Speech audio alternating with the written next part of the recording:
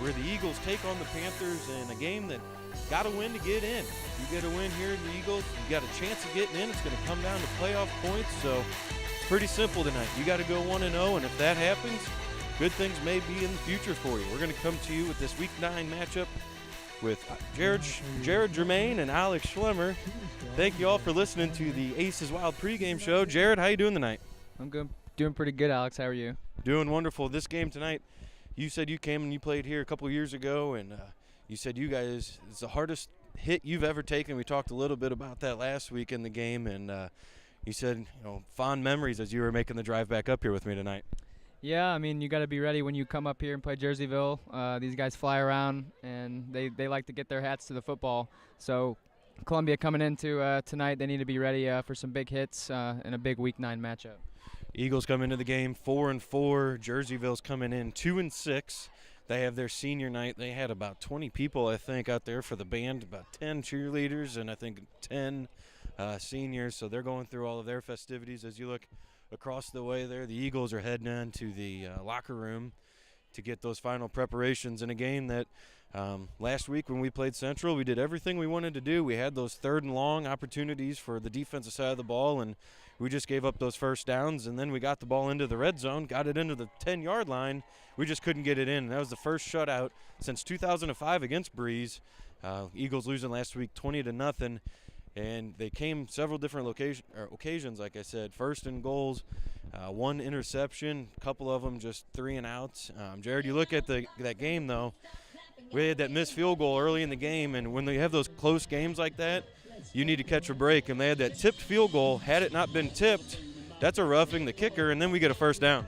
Yeah, there was a lot of big plays that happened last week, and that was, I believe, one of my coach's keys last week's were taking away those big plays, and they had 2 or 3 of those that cost us the game, and we didn't even get any points on the board. But our defense played really well. I'm hoping tonight our offense can come out and sling it around a little bit, and Vaguely can get himself in the end zone.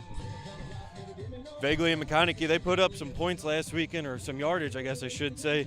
Had 171 yards rushing. Vaguely, though, passing-wise, going 3 for 15 for 20 yards. He had the 2 picks, one of which happened. We had the ball on the 3-yard line late in the game there, and that pretty much sealed the deal. So, but you're getting 171 yards rushing. 133 of them are coming from McConaughey. He was averaging 7 yards a carry. So we moved the ball. We did what we needed to do. When it boils down to it, three times inside the 7, that's 21 points potentially. You lose the game 20-0. Math serves correctly. I think that gets you a victory. So, that's just something that we're going to have to you can't have that happen in those kind of games, and that's just what happened with us. But defensively, like you said, we did what we needed to do.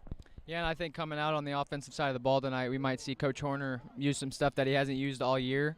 It's a pretty good coaching staff over here in Jerseyville, so he's probably got a couple tricks up his sleeve that he put in this week, just so he can get to that Week 10 matchup and get out of here with a win. Defensively, like we were saying, we gave up a bunch of yards off on the ground and through the air, and it just boiled down to it. We had those long situations. We gave up 189 yards, though, through the air. And like we said, we got those 3rd and 8s, 3rd and 15s, and then all of a sudden it was a 30-yard pass, and that just kept those drives going. Gave up 118 yards on the ground, and really it came from 2 different running backs, so we did a great job containing that. But then, like I said, 10 for 18 passing for 190 yards, and the big receiver last week was Braden Reverman with 123 yards. So they kind of, I don't want to say they picked on any one person in particular, but they just found some voids, and they just made the plays when they needed to. Yeah, and I mean, whenever we were shutting down the run game almost the whole game, they had nothing else to really go to besides those deep balls, and we were getting beat on them. And up front, we played really well. Linebackers played really well, and hopefully tonight our secondary can chip in as well. And all together as one big defense, we can get out of here with maybe a 0 on the scoreboard. We absolutely have the opportunity to. Jerseyville gives up a lot of points this year, and they're not scoring too many. But before we get into all of that, we're going to head into a break, and then we will talk about the conference standings. Well, we don't have to talk about conference standings. It's over. Congratulations, Breeze Central. We'll talk playoff pairings and everything like that and see what the outlook looks for whenever we return to the Aces Wild pregame show after this.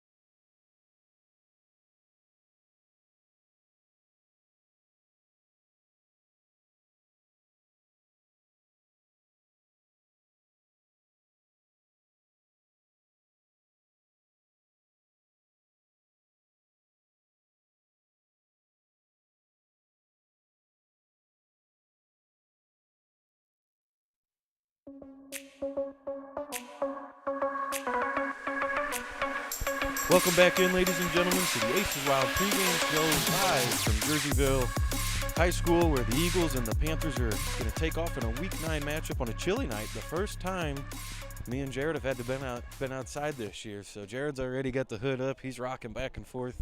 He didn't bring his gloves, though, so we'll see by the end of the night.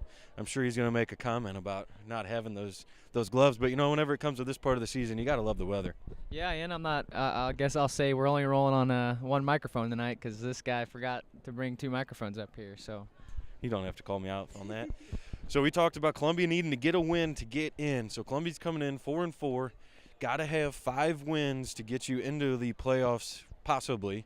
Then it comes down to the playoff points, and opponents' wins is another way of saying that. So after that loss in Week 8, Columbia's listed at 33rd position. They only take 32, so Columbia's the first team out currently.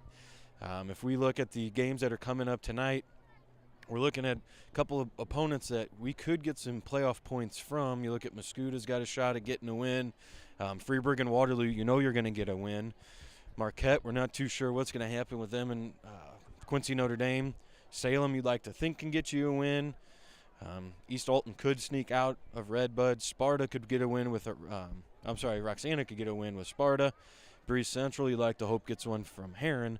So say Columbia wins, that gets us to those 5 wins that we need, and then you get us up to those 37 playoff points. That's a chance that you could get in, because you never know. Sometimes 35 points get you in, but sometimes you might need 42 to get you in. yeah, and if you look across the board, you got a couple 4-4 teams this week. You got Salem and Redbud, and then you got us too that are fighting for that last win to try to get their name in there to get that last playoff spot. But no matter what, I mean, if it's almost a must win. If you lose, your season's over. So you got to come out ready tonight and show them that you're ready for the playoffs. And we were looking earlier on the way down, we were looking at the IHSA's website. There's a couple teams that are sitting at that 5-3 mark that have some tough wins or tough games of them tonight. So say they don't get that win, that drops them to 5-4, and they were sitting at, say, 29 playoff points was a common number that I was seeing today too. So there's a lot that can be done tonight. There's a lot that has to be done tonight. But when it boils down to it, we just got to get that W to get us into the playoffs. So with all of that being said, let's talk tonight. Talked to Coach Horner a little bit, and he just said, you know, just got to get in, get the victory. He's 2-2 against the Panthers here, and Columbia's 2-2 against the Panthers. So when it boils down to it, 2 evenly matched teams. Yeah, and they're going to run the ball a lot, something like we saw last week. Their quarterback's only thrown not even 50 passes this year, and they run the ball a crap ton. I mean, they got 106 attempts by their top guy, and then down the line, I mean, you got 2 more guys that have over 50 attempts on the season. So it's going to be a tough night again for the up front and linebackers, but I think we can do it again like we did last week, and then our secondary will be able to come alive again, and hopefully our defense will all be working as one tonight. Like I was saying earlier, they give up a bunch of points. There's more games than not that they're getting up 30 points plus, and then they're not really scoring that much. So I'd like to see our offense get out there tonight, sling it around a little bit. I know Dom Vegley's been nursing an injured hand since that Freeburg game, so it'd be nice to see him rebound after that 3-for-15 performance. No touchdown passes, obviously, in those 2 picks. So it'd be nice to see him turn it around, get some completions back there again. But McConaughey, just like to see him do what he did the last couple of weeks. Yeah, and we were talking about on the way up here, he needs to bust one of these kickoff return or punt returns. I think you said we've scored on almost every other thing that you can possibly score on. I mean, we've had a safety, we've had an interception for a touchdown, we've had a fumble for a touchdown, and a rushing and passing one, and we need a special teams touchdown this week. So I think McConaughey needs to bust one this week, and hopefully he'll get in the end zone. And Coach Kendall be really happy on that sideline. And that's something we've talked to Coach Kendall, you know, before the games, and we joke with him. Are you going to get one this week? He goes, I'm trying. I'm working on it. I'm trying. Well, you know what? You're about out of time to keep trying. You're just going to have to get in there, Coach Kendall. So no pressure on you, but you're going to have to get in there. We're about 10 minutes away here from kickoff. The Panthers marching band's now making their way out onto the field. You look across the way, not too many people on that Columbia sideline here tonight, but hopefully the players are able to get going and get out and get that victory that we're going to need oh so importantly here tonight. Jared, what are your 3 keys tonight I know you talked to Coach Jermaine throughout this week. What do you think the 3 keys are to getting out of here with a victory? I think we just do the same thing we did last week. All starts off up front with our D-line and our linebackers. If they can stop the run a little bit and force them to throw the ball a little bit, force them in those 3rd and longs, I think that's going to be huge for the defense. And then Coach Horner can get that offense rolling. Another key, I would say, is getting Vaguely the ball in his hands, getting him running the ball a little more. I think if we can get him out in open space, then a lot of good things can happen. And then my 3rd key would probably just be look to your seniors, because this could possibly be their last game of their career. Seniors got to go out and act like it's their last game they're playing. So long bus ride up here.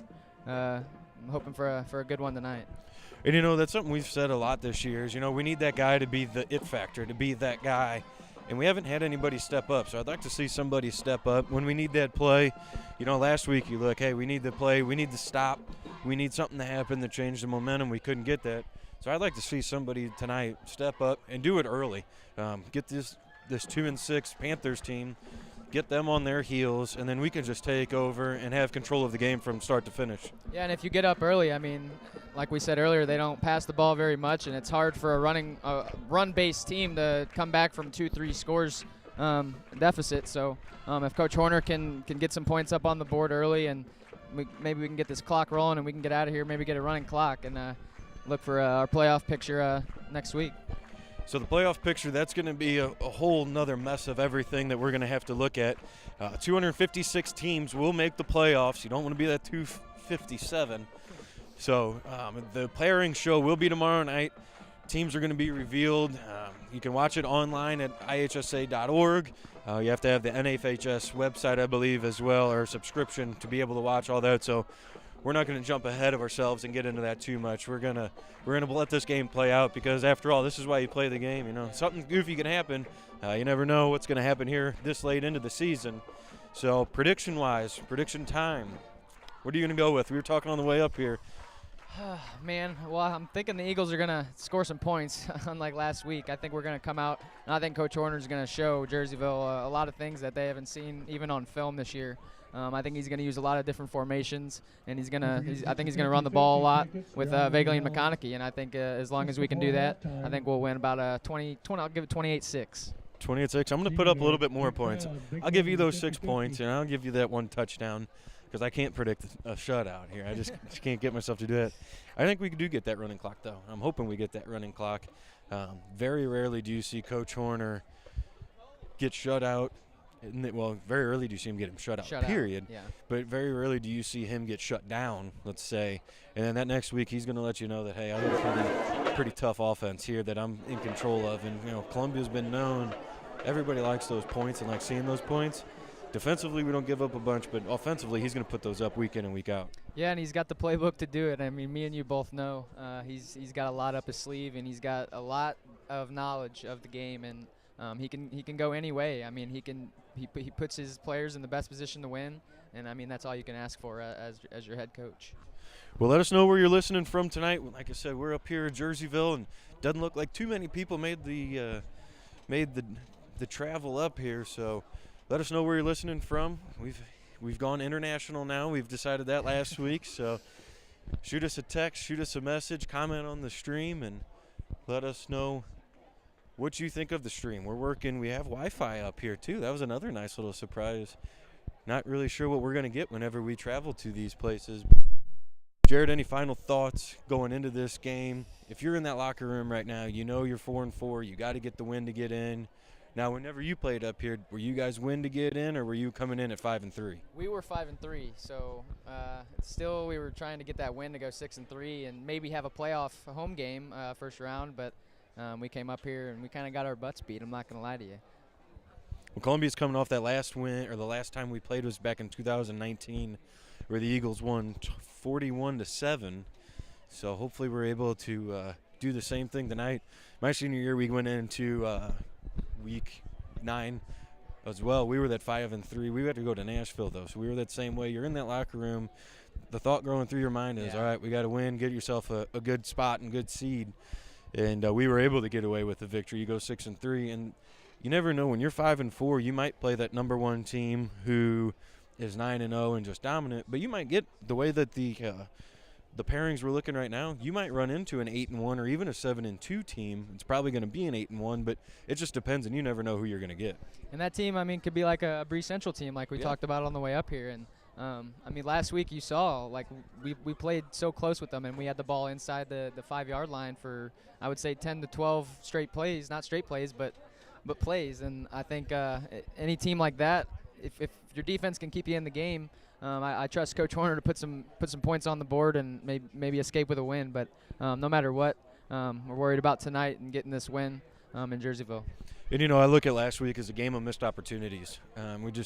We had a couple shots at getting a turnover. We just couldn't capitalize. We were within striking distance a couple times of getting a pick, of getting a fumble. I think there was a couple fumble recoveries that they recovered. So it's a game of missed opportunities last week. Obviously, yeah, you got to put that behind you. But say we do go in and we draw a Central, you don't go into that game thinking, oh, shoot, we were just shut out by them a couple weeks ago. You know, 5-4, you go in, you're playing an 8-1 Central team.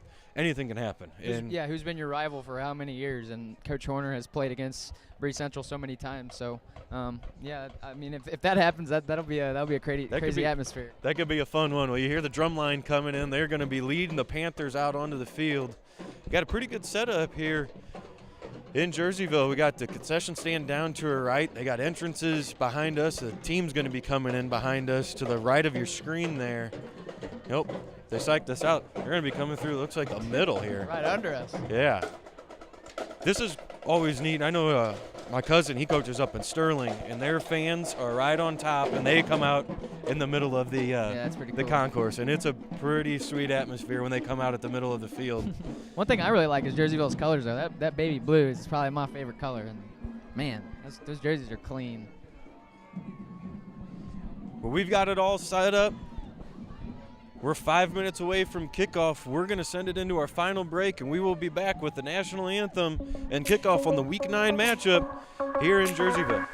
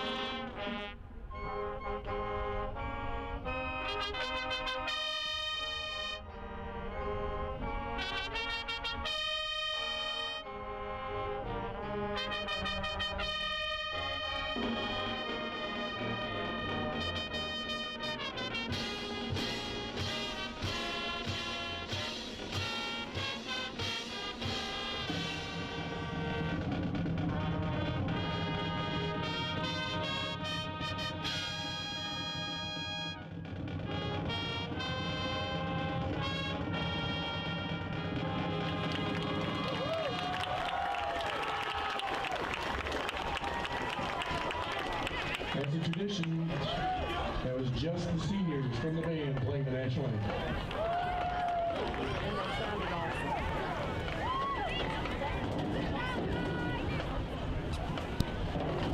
Football time. He finally got to get it in there on me this time.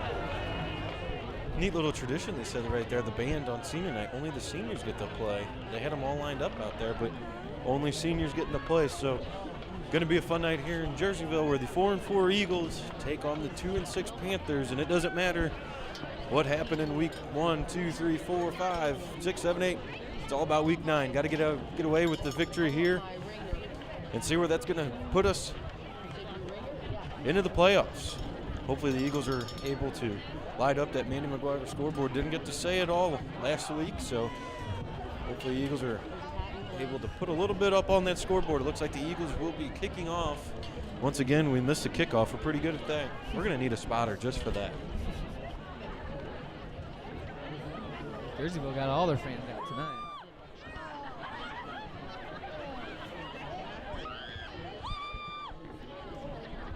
So Vaguely once again will be setting the tone for us here. Going to be kicking it deep. Blake Carey and Chase Withrow are going to be deep for the Panthers. We told the PA announcer how to say vaguely. Told him how to say vaguely. He calls it Vogel.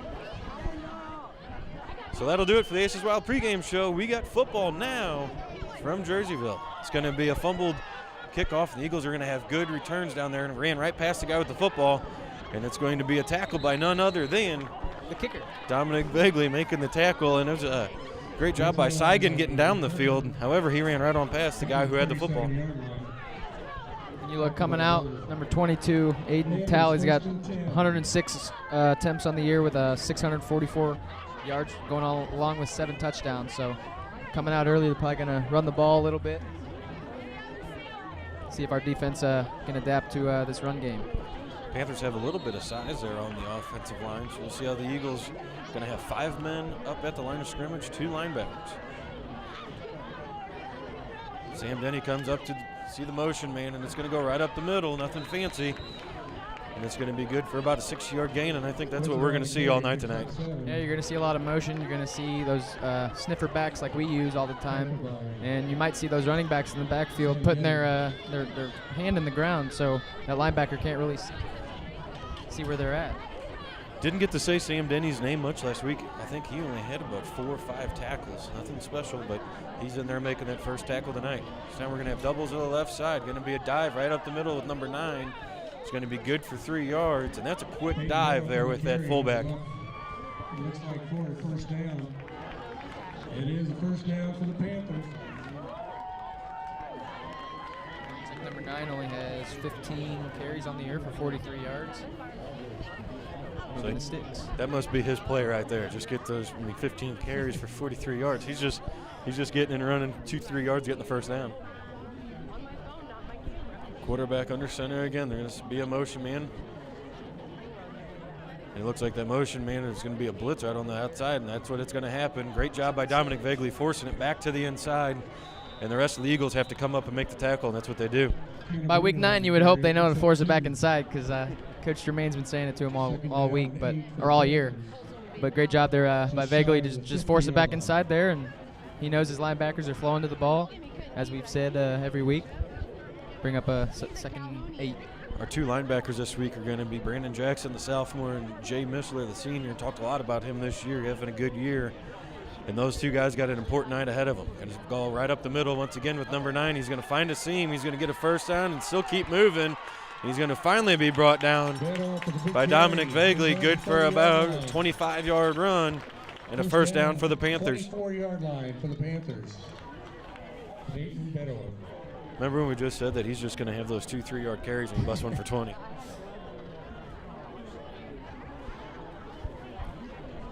Like to see what happened on that play, just going right up the middle.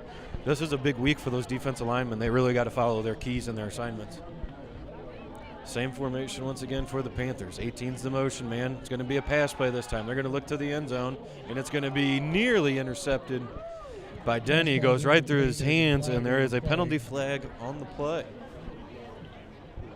I would say it's in the vicinity of holding.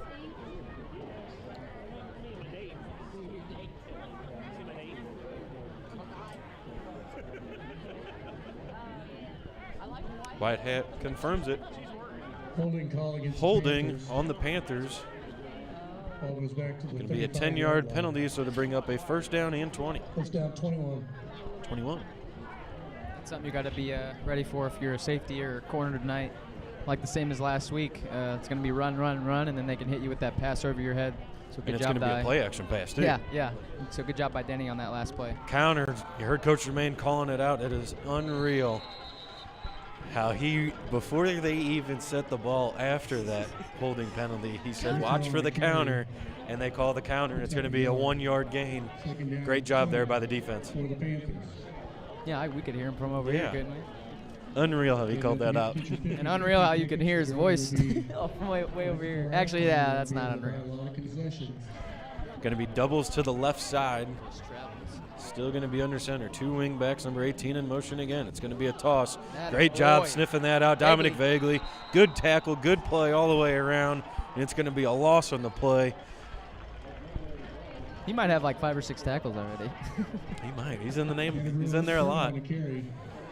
Great job, though. Whenever they send that motion, man, it looks like we're going to be sending blitzes to that side of the field.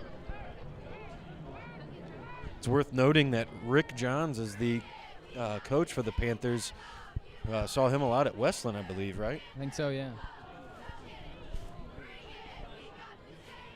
Going to be another sweep to the outside. They're going to try to get to the outside, and it's going to be sniffed out once again by the Eagles. And none other than Kyle McConaughey now getting in on the action, making that tackle, flowing from that safety spot. And on that play, you had 4 or 5 white hats flying to the football on pursuit there. And it's a great job by McConaughey making good contact and wrapping up, bringing him down. Long 4th down. So good job there by the Eagles, giving up 2 big plays, giving up 2 first downs, and then putting their heels in the ground and not going any farther. It's going to be a punt from the 32-yard line. McConaughey back deep. Run into him. And it's going to go out of bounds at the 18-yard line, rather. Like you said right there, Jared, don't run into him. We've had 4 or 5 of those penalties. Had another one of them last week. You think you learned by week 9, but that's another play. Cost us a game, I think, last week and let that drive keep going. Yeah, whenever you get up to that punter or kicker, you just got to be disciplined and know if you can get the ball, get it. But if you think you're going to run into him, just hold off. Tight end right, sniffer back right, doubles to the right side. Going to be a handoff to McConaughey to the right. He's got a couple lead blockers out ahead of him. Good job blocking out there. Looks like Seigan. Another great job stalk blocking, and it's going to be good for about 6 yards. Carey picks up about 6 tackled there by and I think it was actually Meganson out there with a good stalk blocking. I think that's what we're going to see a lot tonight. Spreading the field, using those outside zones, and getting McConaughey and Vagley out there to maybe get those linebackers chasing them. And then you can open that middle up a little like more later in the game. Meganson came off, looked like Brandon Jackson going in at the tight end spots. We're going to have double tight. There's going to be a lot of tight ends in there. It's going to be another handoff to McConaughey, who's going to get enough for a first down, spin away, and gain another 2 yards, and that's good for Columbia Eagles' first down. I think we had everybody up on the line of scrimmage other than one wideout. And you look over, Brandon Jackson coming out now, Meganson back in. So Coach Horner is going to be using a bunch of different formations to right from the get-go to try to get Jerseyville on their heels, pushing them back a little bit. Look at Coach Horner. He doesn't even have the headset down. He's just going to call the plays as he sees it. And he's got Vagley going to the right side this time. He's got Vagley who misses a tackle. He's got Vagley down that right sideline. He's going to have Vagley into the end zone for a Columbia Eagles touchdown. Quarterback Vagley on the right side. Looks like they had Vagley at about 5-yard gain, and he was able to keep his feet moving. And I like to see that, running the football hard. Don't need to throw it. If your hand's hurting, we'll just run it. Great job there by Vagley just to find an open seam on that right side. And I think it was a run from the very beginning, and he knew he was getting that ball and putting his head down. So great job by Vagley to find an open seam on that Columbia sideline and score 6. So if we do see ourselves into the postseason, these are going to be big plays right here. So hopefully we are able to capitalize on these right now. Good snap, good hold, kick is up, and it sneaks into that right side of the uprights. So that takes the score on the Mandy McGuire Group scoreboard. Columbia 7, Jerseyville 0 with 6 minutes and 50 seconds to go here in the Week 9 matchup. We're going to send it to a break, and we will be back with the kickoff in Jerseyville on offense right after this.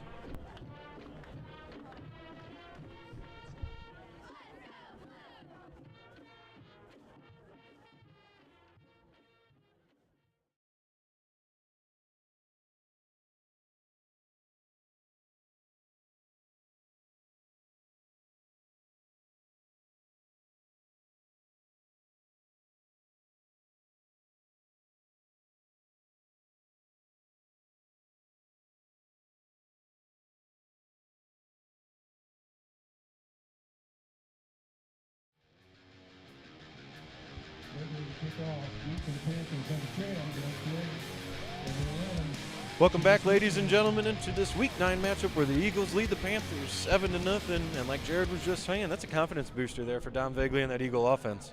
Yeah, coming off last week, what was he, 3 for 15? And he's probably already got 4 or 5 tackles here tonight. So Vagley looking to put his team on his back tonight and get us in the playoffs. Good start for the Eagles as Vagley's going to send it deep once again and gets under this one. And it will be fumbled once again at the 20, and it bounces around where the Panthers are able to fall on it.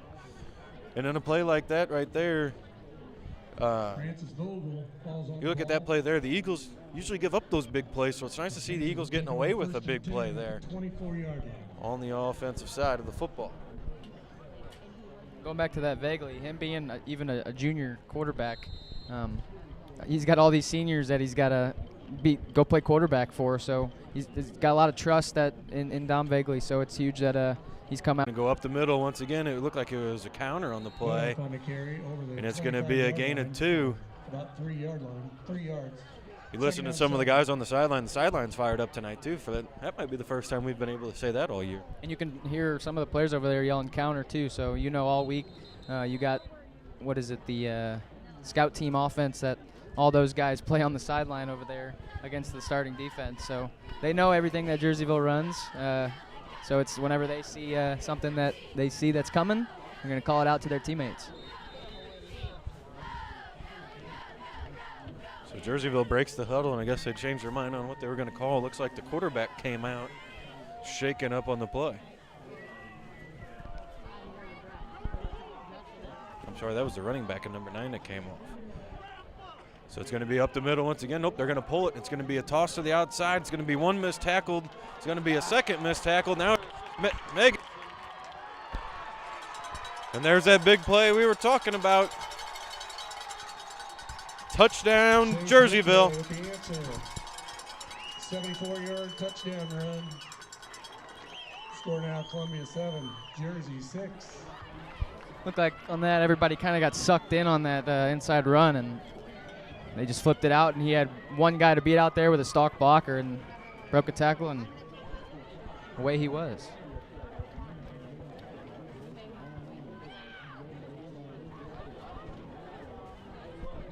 Jerseyville had about 6 guys, I think, out here leading the way, too. That was a good play there by the Panthers.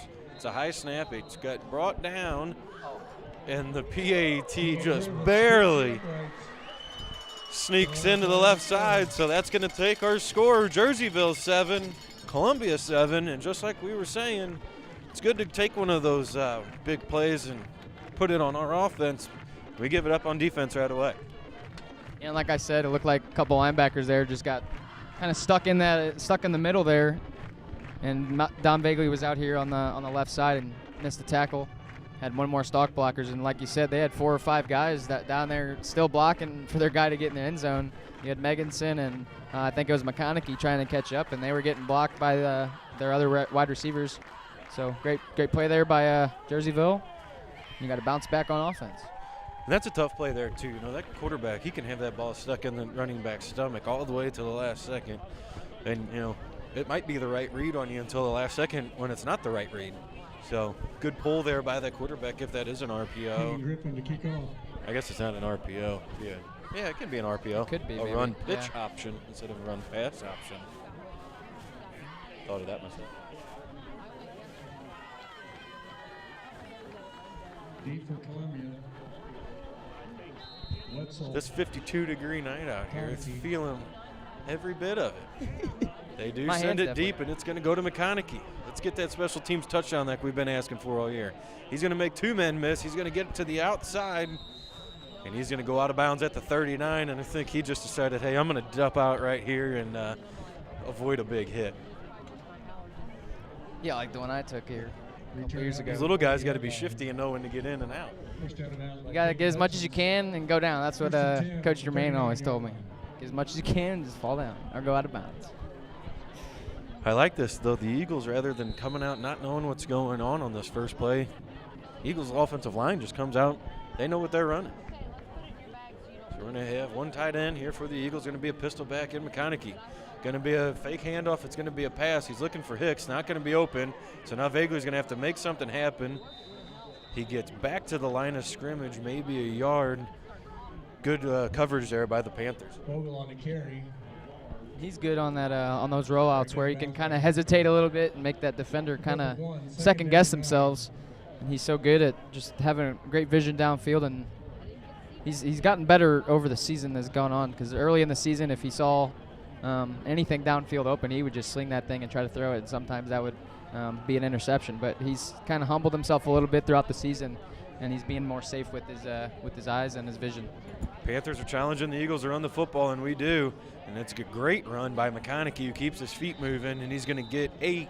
That's going to bring up a 3rd and 2, and we like to see that out of McConaughey, not only having the speed but also having a little bit of power right there.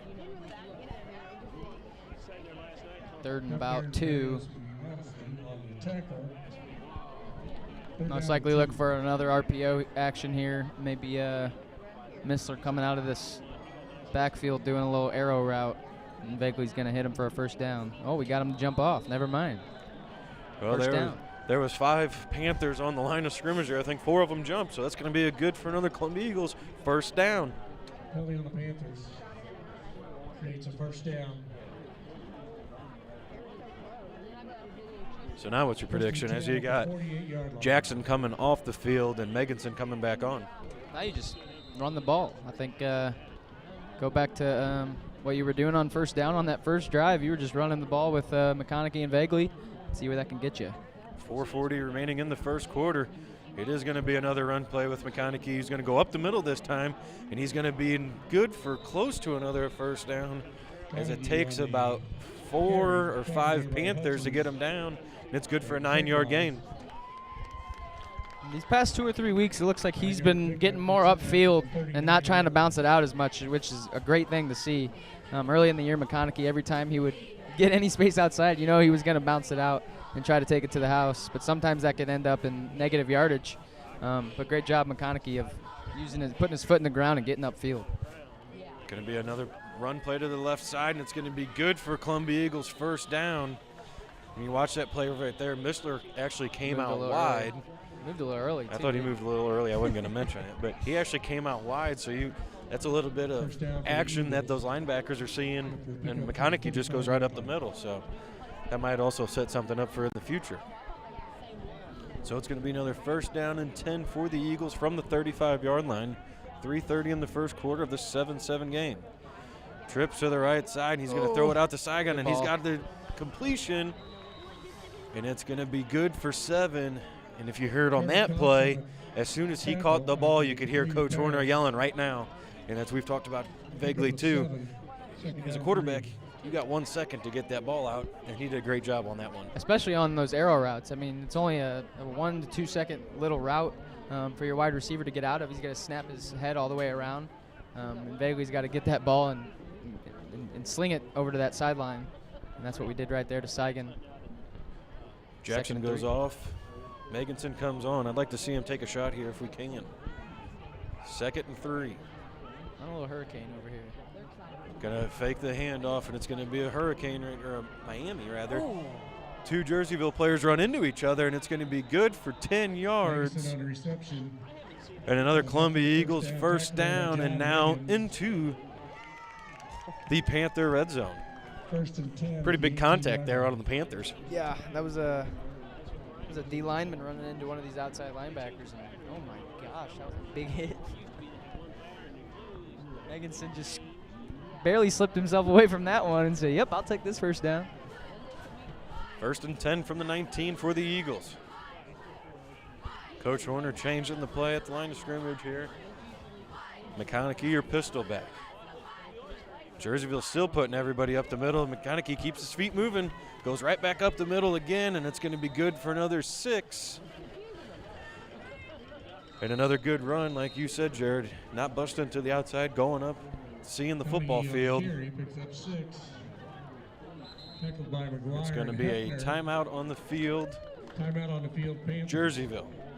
So with right at 2 minutes to go in the first quarter, Eagles are driving here with a tied ball game on the Manny McGuire Group scoreboard, 7-7. We will be back to see if the Eagles can get into the end zone right after this. Tonight's stars include Craig Thurston, Greg Brown.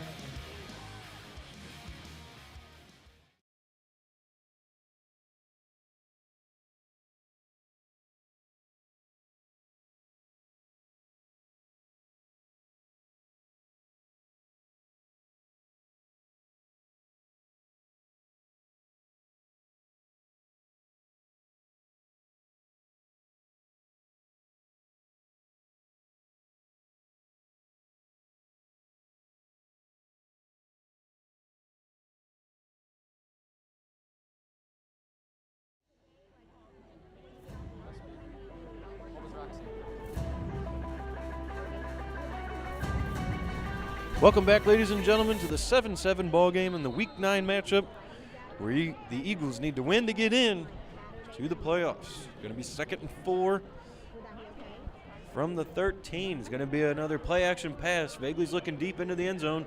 He's going to check down. He's going to get it to McConaughey, who's going to spin into the end zone for another Columbia Eagles touchdown. Good for a touchdown. Score down Columbia 13, Jersey 7. It takes the score Columbia 13, Jerseyville 7, and a great play there coming out of that timeout.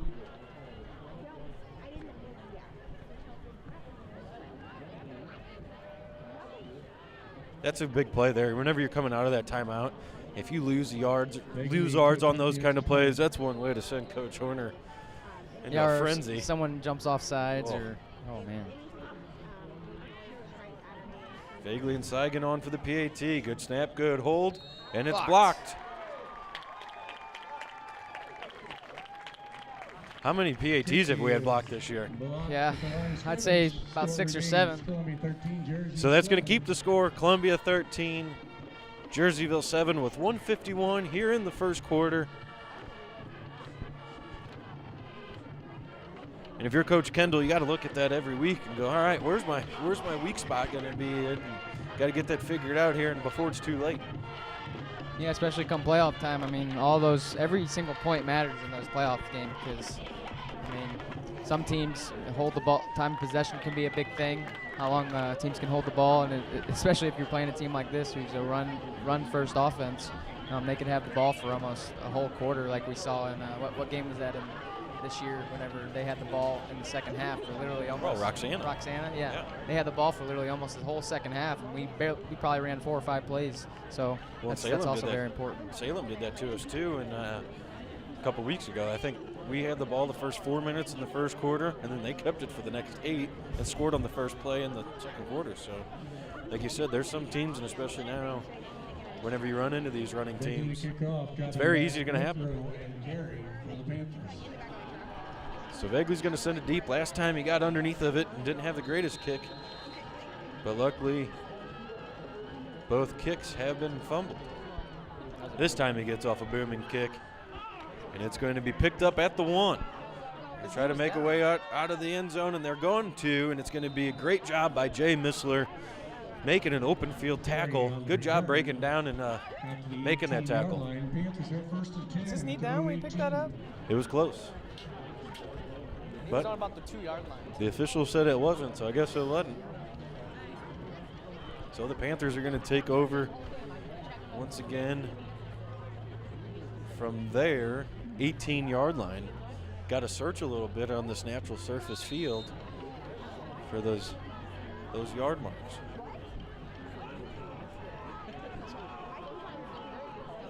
Jerseyville under center once again. Ball start. Looks like a couple of our guys are pointing, saying they jumped. It's a great job here whenever this happens. Everybody's just pointing at each other. And it looks like it will be a false start.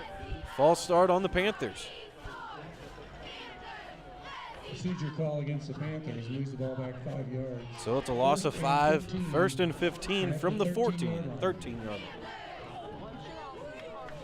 Number 18, if he's faking motion, he's in motion, he's probably worn out by the end of the night.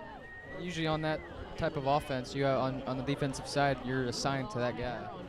It's going to be look to be an option. Quarterback's going to tuck it, go back up the middle. He's going to get that 5 that they lost, and it's going to be a tackle on the play by number 63, Grant Matheny, the senior.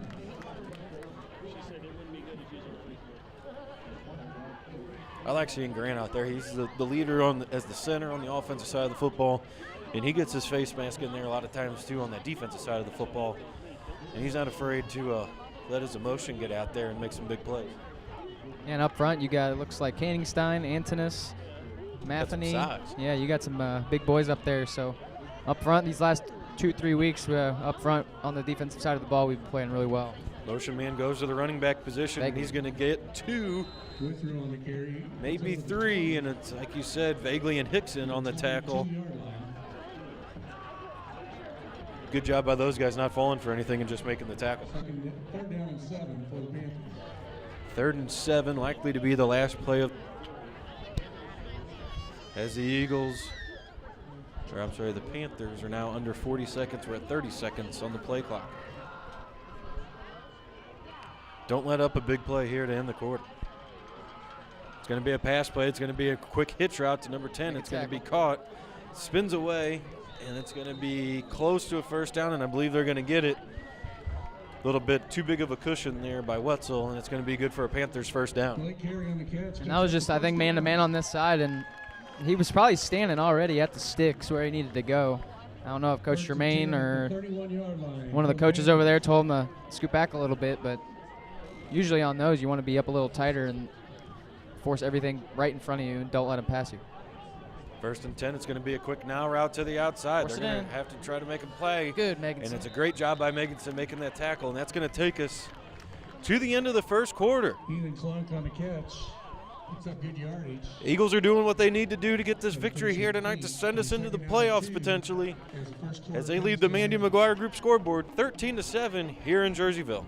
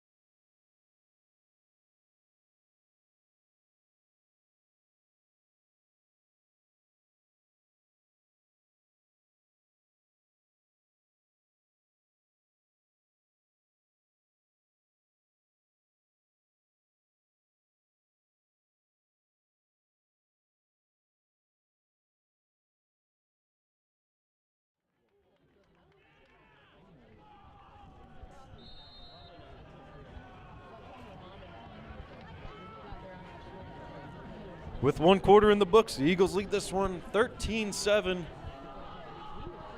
On a 2nd down and 2, going to be a quick handoff to the fullback right up the middle. He's going to get close to the sticks. It looks like the side judge is going to give it to him, and he's going to get it by about a half a yard, and it's going to be first down for the Panthers. Second quarter. Ball 1st and 10 at the 42-yard line. So it's going to be a 1st and 10 from the 42 for the Panthers. Eagles defense gave up a couple big plays, but is it able to get their heels sunk in as well? 5 guys at the line of scrimmage. It's going to be a counter coming at us, and there's nobody over on this side. It's going to have to be Denny to make the tackle, and he does. Bruno on the left side. There's nobody on this side of the football field. Looked like Owen Brewer was this side down lineman, and see on those reverses, if you see your guard pulling one way, you think that ball's going the other way, because I think these left guards pull the opposite way of where that counter is coming back towards. So if you see your guard pulling, I mean, you're following him thinking that running back in the backfield's getting the ball, but it's really that counter coming back your way. Panthers get up to the line of scrimmage. Once again, 5 Eagles up close to the line of scrimmage. It's going to be number 9 trying to get lost behind the big number 78 there. It's going to be a gain of 3. Bring up a 2nd and 7.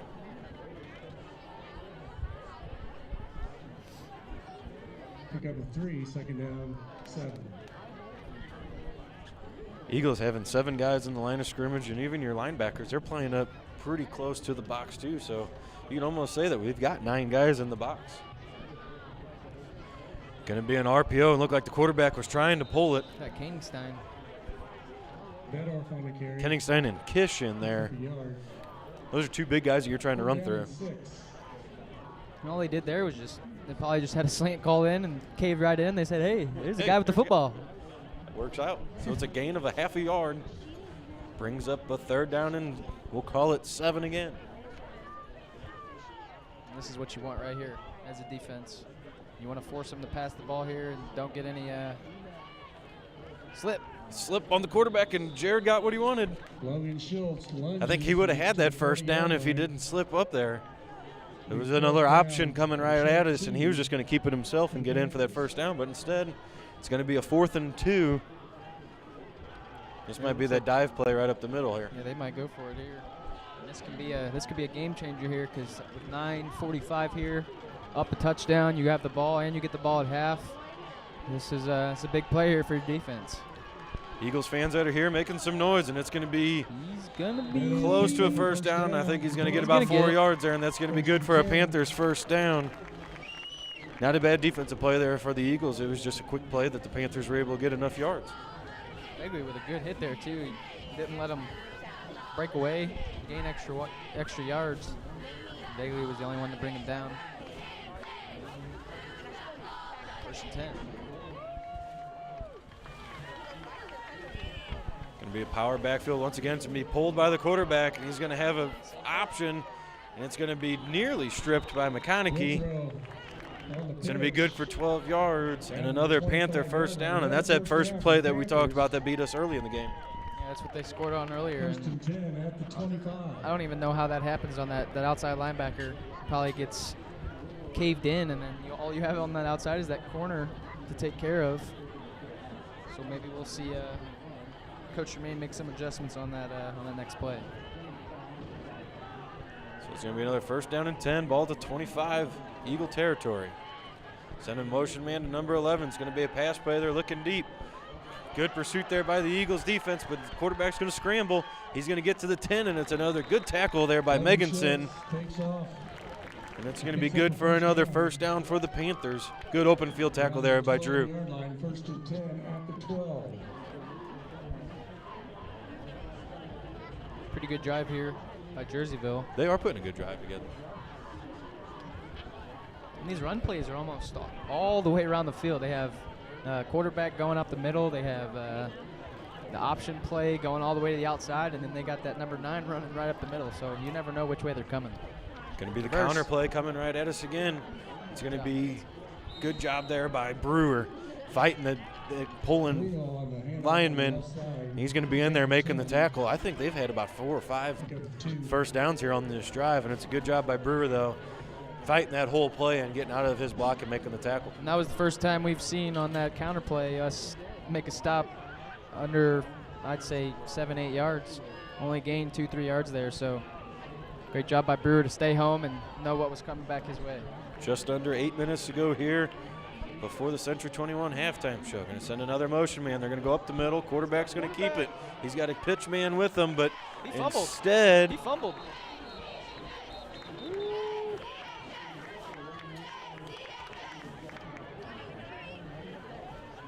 it's going to be a first down for the Panthers at about the 1. He tried to stretch there for the line of scrimmage, or for the goal line. First and goal at the 1. It was a close one. The ground can't cause a fumble, but It was close. yeah, it was close. So the Panthers have 1 yard ahead of them and the end zone. It's just going to be a quarterback sneak. He's going to try to get in. No signal yet. And now they're going to give him the touchdown. This side judge over here gives it to him. The offensive line pushes him into the end zone. Ties the score up at 13.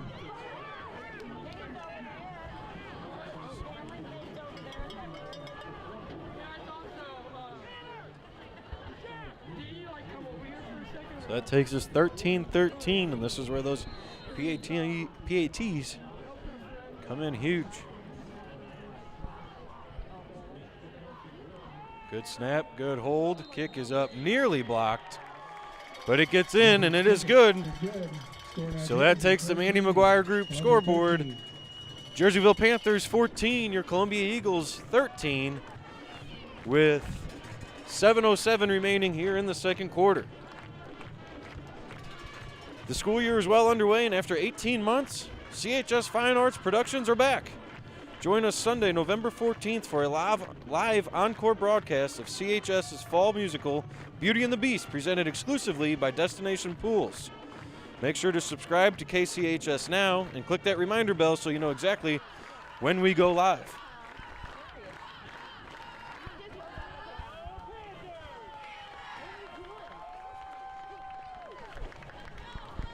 It's one good thing about KCHS. We're not just football, we're not just basketball. We're going to have some musicals, some choir concerts, some plays, I believe. We're going to try to get a little bit of everything in there for you. So if anybody is interested in becoming a sponsor of any of these events, contact Coach Horner and he or Mr. Nickerson, and they will let you know how to become a sponsor. And hopefully we're able to do that in the future as well.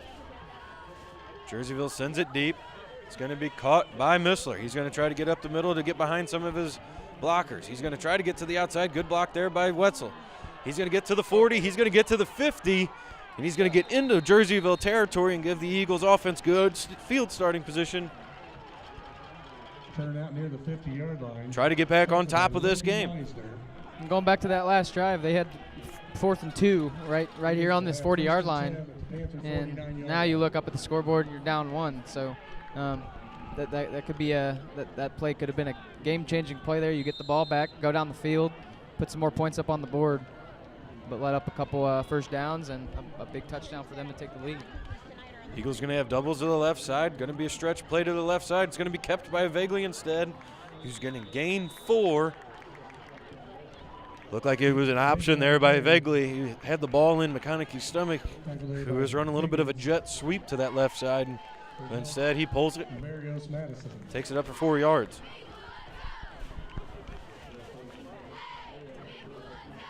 See if Coach Horner goes to a couple different formations here, like he did on that first drive. Kind of had Jerseyville not knowing what to do. Trips left this time for the Eagles with the running back left. Ball in the middle of the field, going to be a rollout to the left. It's going to be caught, and falling down is Meganson. Only going to be a gain of 1 yard on the play. Pass complete. You know, they always say that you want to come back to the football. You don't want to come back that much. but he gains a yard. 3rd down and 5. Forward progress. It's going to be a 3rd and 5 now for the Eagles. They're just going to flip it. We're going to have the ball on the left hash. Trips to the right side. They're coming out wide. I'm expecting a run play on the play. It's going to be a quick route grab. to Missler. Great catch by Missler. And the ball's going to be fumbled. and he Bounces picks it right back up to him again, though. Oh, my God. And he's going to have the left sideline. He's going to get forced out of bounds at the 20, but there's going to be a penalty flag back here at the 35-yard line. And it's probably going to be a little bit of too much contact, I bet, before the play. Might be one of those pick plays. Missler on a reception. Was tackled over there by Blake Carey.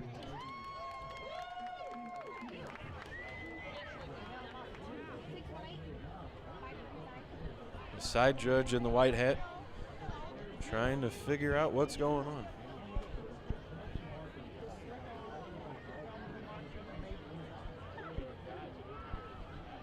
Still trying to figure out what the call is going to be. Looks like it's going to be on the Eagles based on how everybody is walking back.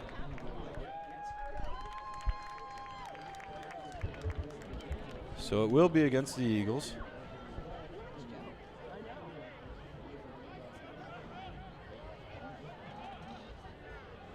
It's going to be a loss of a down on the play. Kelly against Columbia.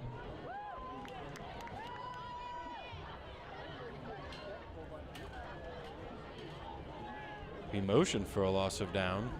So that would make it 4th down. It's a 5-yard penalty. 3rd down and 10. It's a loss of down, so it's going to be 4th and 10. Also a loss of down. Coach Horner trying to get an explanation here.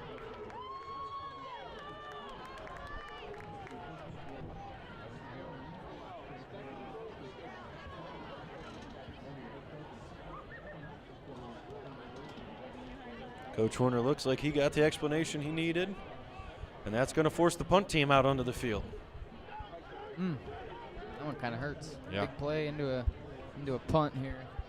One of those times that you get those bounces that you need with a fumble, it goes right back into your chest. Of course, there's a penalty on it. Yeah. So vaguely back to punt.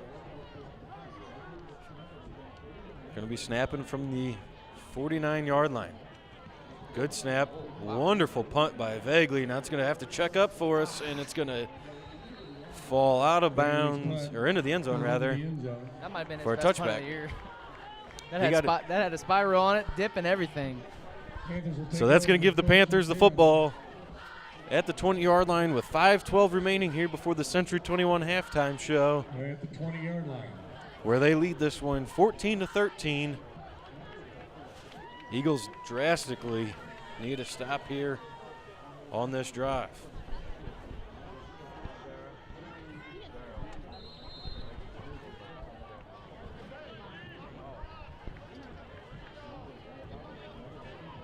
Eagles are going to have 9 guys up in the box once again. They're going to go up the middle, and it's going to be good for about 12 or 13 yards. Hayden Biddorf with another first down carry. It's going to be another first down for the Panthers, and they're just able to get right up the field Panthers and get underneath our 33-yard linebackers. line, 1st and 10. With 5 minutes left here, you would think Jerseyville is going to waste as much clock as they can, try to punch another one in here right before halftime. So if you're Columbia defense here, you need a big stop or you need to get a big turnover. 1st and 10 for the Panthers. Motion man's number 11. It's going to be a quarterback pitch once again, kept by the quarterback, and it's going to be pitched to the running back to number 11, who's going to get another 10.5 yards, and it's going to be good for another Panther first down. Enough for another first down. Out to the 44-yard line, 1st and 10, Jersey.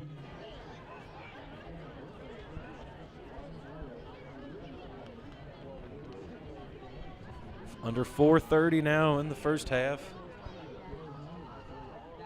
Doubles this time for the Panthers. Going to be a pass play to the outside. Make a tackle. Great job stepping up this time by Vegley.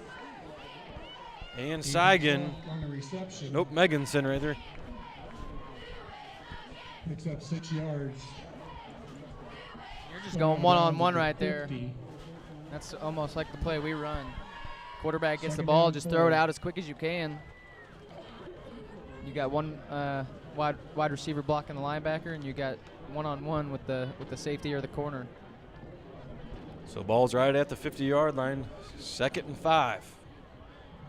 Number 11's a motion man. It's going to be a pitch to the outside. He's going to spin away, and he's going to spin right into an Eagle tackle.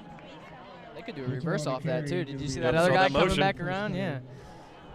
After that toss, they had that other receiver out there, and he could toss it and reverse the field once again. That's one of those plays, if you're the Jerseyville staff, you're watching how the Eagles defended that. Keep that in your back pocket for later in the game. Might come right here on this 3rd down. 3rd and a foot for the Panthers. They're going to go right up the middle. Going to go right up the middle, and it's going to be sniffed out right away. Great job, Jay Missler, making the stop when you needed to. On a carry, no gain. It'll be 4th down and about 2 feet. Around the same spot they were on this last drive. Looks like their offense is going to stay out right around the 42-yard line, or 48-yard line, my bad.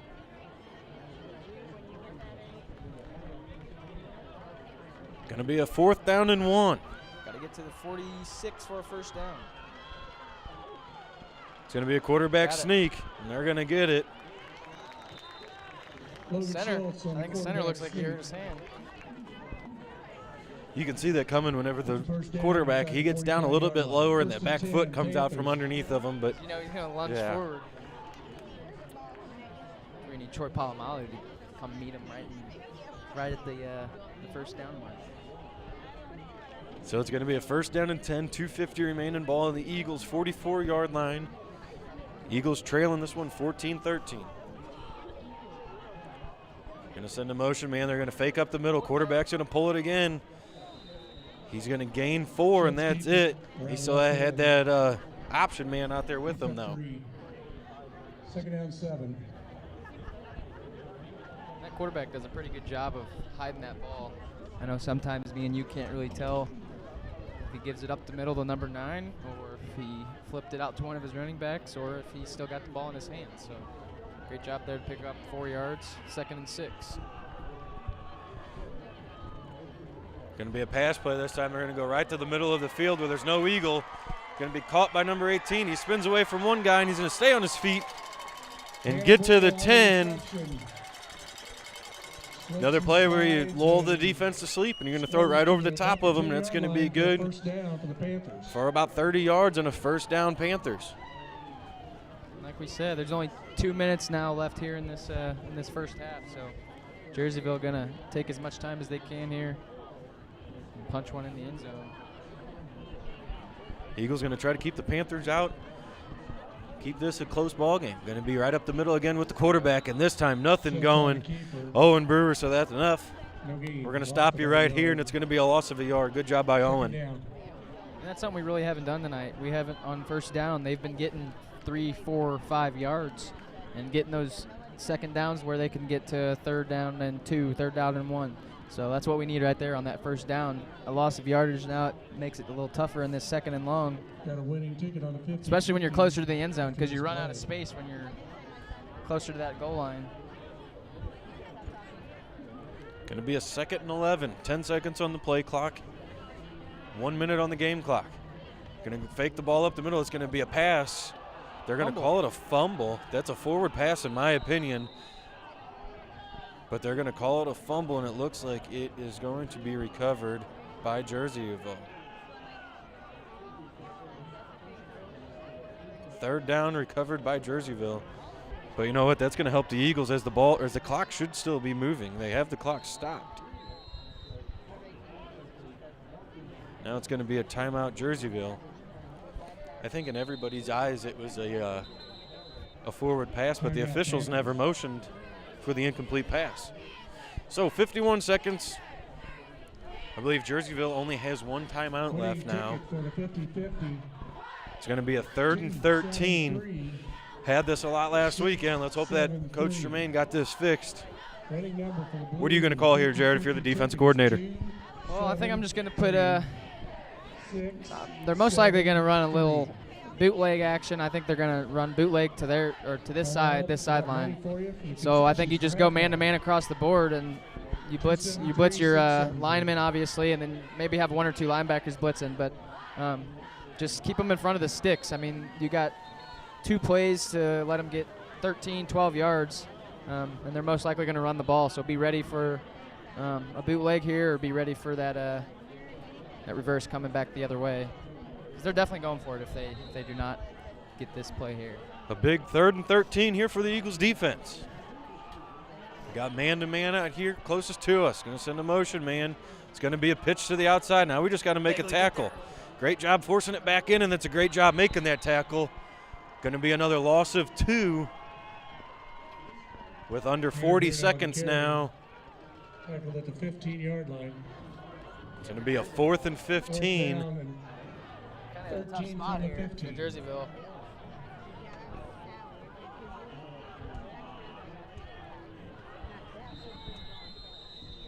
Going to be a timeout on the field. Jerseyville going to burn their last one with 23 seconds, so they're going to try to get in the end zone one more time. You just chuck one up there and hope. Yeah, if you get a penalty, great.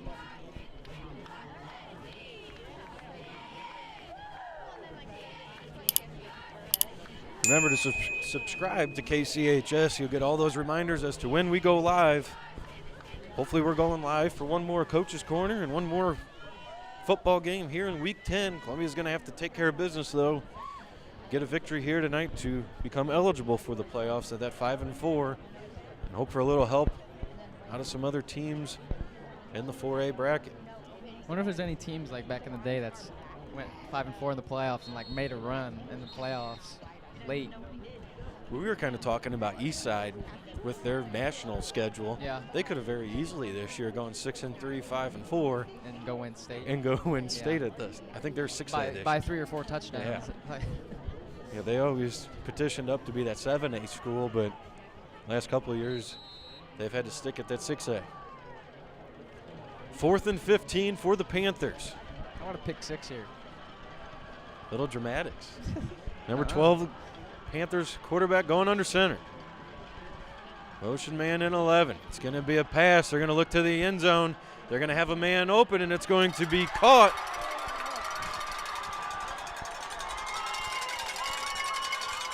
Canabrino on the reception from Logan Schultz. Schultz's touchdown pass, 15-yard touchdown pass. Makes the score Jersey 20, Columbia 13. A little bit of a wheel route it looked like there. And it was caught for a touchdown, takes the score. Jerseyville 20, Columbia 13. Griffith to attempt the extra point. Jerseyville for the PAT. Good snap, good hold, kick is up. It's a line drive, and it's going to be no good. No good. Score remains Jersey 20, Columbia 13. So that takes us, that's going to keep us actually. Jerseyville 20, Columbia 13 on the Mandy McGuire Group scoreboard, and that's a little bit of a dagger there that we kind of had last week going into halftime.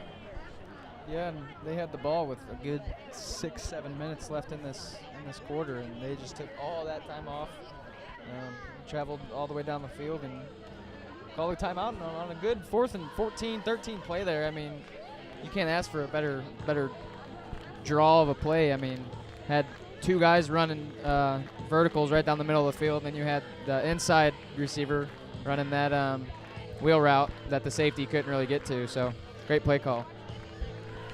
And you know, once again, Columbia gets to that 4th and 15, 3rd and long, 4th and long. We're getting what we want. It's just a good play and good execution, better execution there by the Panthers. But you never know. There's been some short kickoffs tonight. So we'll see if McConaughey can bust one out. We've seen Missler get to the 50 already. And Vagley's got a strong enough arm. We have all of our timeouts. We can still make something happen here before halftime. Griffin to kick off. Even if we just want to get a couple points and try to go for a field goal, I mean, we still got all our timeouts, like you said, so it doesn't hurt to try. Send it deep. Going to be caught by McConaughey at the 10. He's going to go to that left side, follow his blockers. He's going to find a seam, and he's going to keep his feet moving. He got hit at the 33, and it looks like it was stood up and fumbled there by the Eagles, and it's going to be Jersey. Fumble on a return. Now you got to keep your head up if you're the Eagles defense.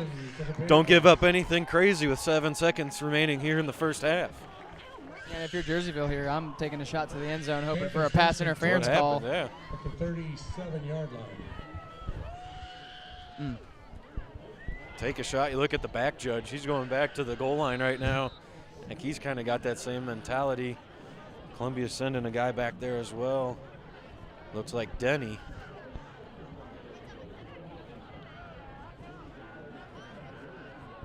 So 7 seconds remaining here in the first half before we enter into the Century 21 halftime show. They're coming out. Jersey's going to run up to the line of scrimmage. They're going to get the playoff, and they're going to take that deep shot. They're going to go to the middle of the field, and it's going to fall incomplete with 1.5 seconds remaining. Falls incomplete. Second down and 10 from the 37. We'll see what they're going to do here, if they're going to just try the same play once again.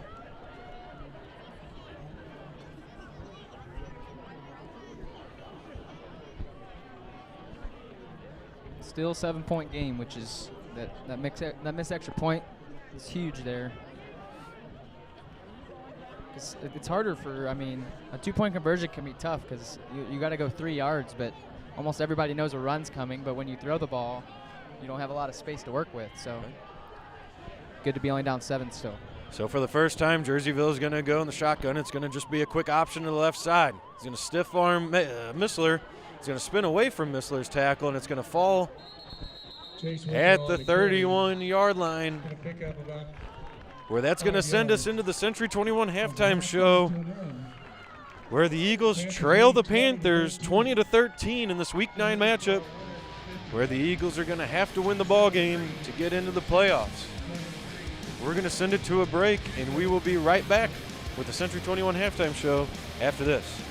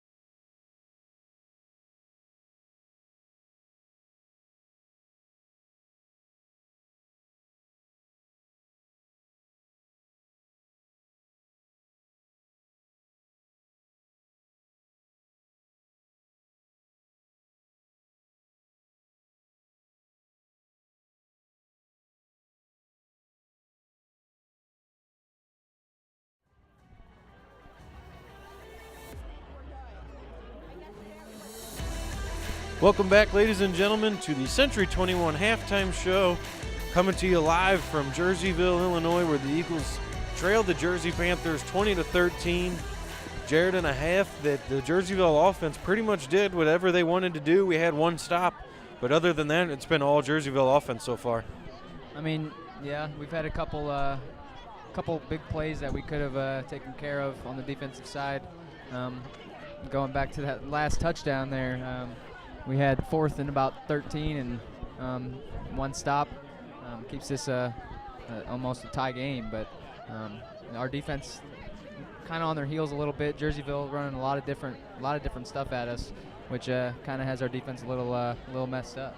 Well, we knew that they were going to come out and run the football a whole bunch. Like you had said earlier, 3 guys over 50 attempts. One of those guys had over 100 attempts rushing.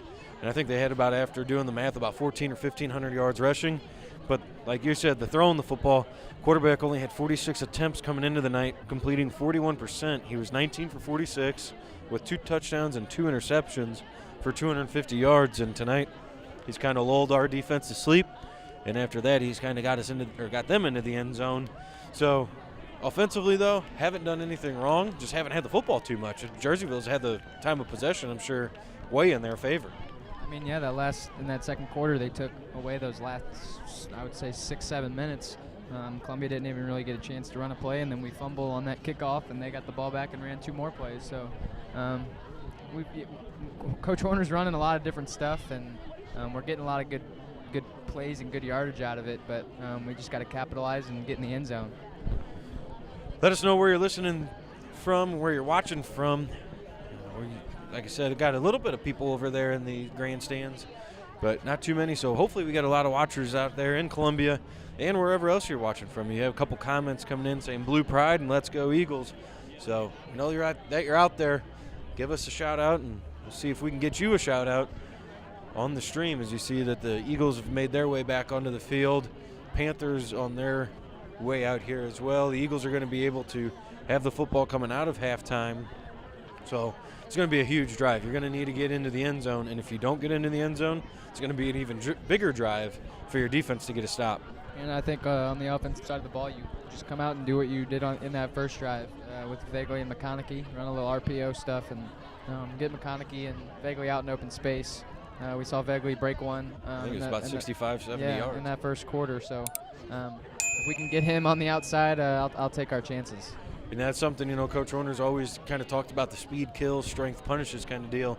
You got 2 speedsters back there in Vagley and McConaughey. So, like you said earlier, too, in the Aces Wild pregame show, you were talking, let's get this game spread out a little bit. Let's let our athletes be athletes. And hopefully I like our athletes one-on-one whenever it comes to the open field. So I believe they still have the 3 minutes left to warm up. But if the teams don't want to use those 3 minutes, we don't have to. So we might be 20 seconds away here from the second half. And a win-or-go-home game for the Eagles. Like we talked about in that Aces Wild pregame show, got to have 5 wins to get in. Got to have the playoff points to get you in. And it's looking like Columbia, if all things go well, will have those 37 points. That should be enough to get us in. But it doesn't matter if you have 37 playoff points with only 4 wins. You're not going to get in. So I'm sure that's the message going in with Coach Horner and Coach Germain. They are going to put those 3 minutes on, so we've got a little bit more talking time here in that Century 21 halftime show. So when you're Coach Horner and you're Coach Germain, how do you get that point across to your players of, hey, boys, you got 24 minutes in that for you seniors. It might be your last 24 minutes. And I think you saying those seniors, I think those seniors just know. Some of these kids have been playing football since you're in kindergarten, first grade, back in Blue Jays. So coming out in the second half, I mean, this could be your last half of football that you ever play in your life. So you just got to gather your guys and let them know that we got to let it all out on the field in the second half. And like you said earlier, too, you got your juniors that are out there, too. You sophomores, heck, we got some freshmen out there. And Anthem and Mason Vagley, it looked like he was playing linebacker a little bit tonight. So, I mean, you got to look at everybody. It's not just the seniors team. It's not just the juniors, not the sophomores or freshmen. Everybody's going to have to come together for these last 24. And all you need is one more point. It doesn't matter how you get it. We might only score 1 touchdown. You go for 2, 21-28. That's a victory in my eyes. And the 15th season for Dr. Lyons. So we're a minute 45 away now. These two men are only doing this on a Eagles are over there defensive huddled up. And I guess they have to give you Same as the chain gang. this entire Next time time we see frame them in public. because the officials don't look like they're in any hurry to get this second half rolling. They're at midfield right now. Looks like they all have their hands in, getting ready to break a huddle, and after a timeout, they did. What do you think they say, team? Yeah, go Jerseyville. I was just kidding. So thank you all for sticking through there at Century 21 halftime show, and hopefully we can bring you another one of those in Week 10. The Eagles are going to be going towards the scoreboard in the third quarter. They'll be going away from the scoreboard in the fourth, and that's something that could be of difficulty late in the game if you're down or even if you're up and you're trying to watch that scoreboard. So I always like that whenever, you get to choose which way you're going. You want to go towards that scoreboard in the fourth quarter, give yourself a little bit of an edge whenever it comes down to late in the game. Number 21. See if we can bust one right here, right off the bat. Get some momentum going. 20. Columbia 13. So we've had 8.5 weeks of football, and it comes down to this final half. McConaughey and Wetzel hoping to get the Eagles in a good field possession here. You got Seigan and Missler standing at the 30. It's like Brandon Jackson and Drew Meganson at the 40. Looks like kick return is the only thing vaguely is not on, huh? Might be about it. Kickoffs tonight have been pretty short for Jerseyville. They had one good one, but the Eagles have been able to take advantage of those and get into the Jerseyville territory. So we'll see what happens here in the second half football action. Going to be a good kick, and it's going to be recovered by McConaughey from the 15. He's going to run to the left side. He's got a seam. He's got nobody in front of him except the kicker. He's going to have to make one man miss, and he makes a miss. He's going to have to run away from number 20. He's going to get to the 5. He's going to get into the end zone for a Columbia Eagles touchdown.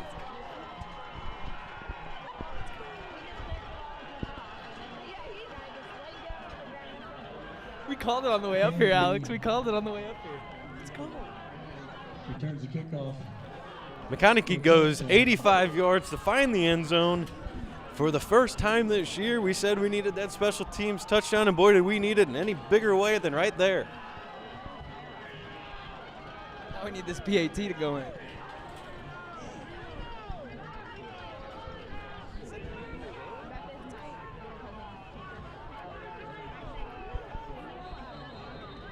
So Vaguely setting up the kick and tee with Seigan. Vaguely to attempt the extra point. Is Matheny or long snapper as well? I believe so. Good snap, good hold. Kick is up, and it goes right down Broadway. And just like that, folks, we got ourselves a 2020 football game in Week 9. That's a big momentum boost right there for the Eagles, and that's what they needed in this ball game. Every time he's caught one of those kickoffs, I think he's going to the house. And that time I was 100% right. So, man, let's go. Now you need to have a good kickoff here, and I think that's what the message is right now with Coach Kendall. He's a guy that can get fired up, and he can get pretty animated, and you could hear him yelling. You can see the strut in his little – you can see how he's walking now, too. You see, we got some points on the board now. It took him to Week 9, but he got him out there.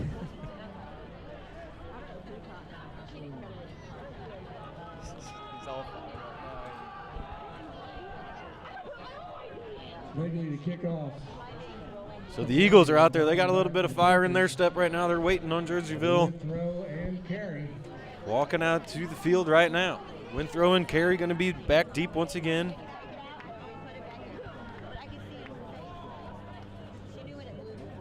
For the Panthers, Eagles tied on the Mandy McGuire Group scoreboard 2020. That 85-yard touchdown took 14 seconds for McConaughey to get into the end zone.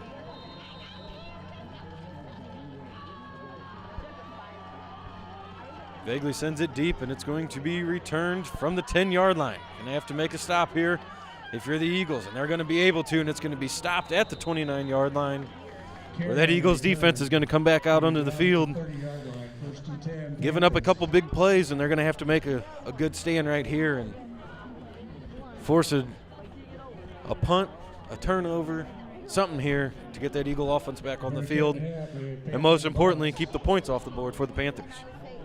Yeah, and only 20 seconds off already in this second half. See if Jerseyville can keep those drives going like they had in the first half, or if Columbia defense can step up and make some big stops. So they send a motion, man, and it's going to be offsides on the Eagles. Penalty flag, offsides on the defense. Look like Matheny, and I believe that's Antonis were two of the guys that I saw jump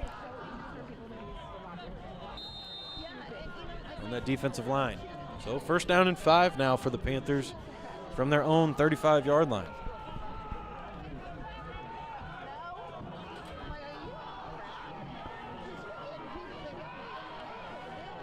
Quarterback under center, sending number 18 in motion. They're going to hand the ball off up the middle, and it's going to be a great push by that Jerseyville line, and it's going to be a gain of 6. And that's a first down for the Panthers.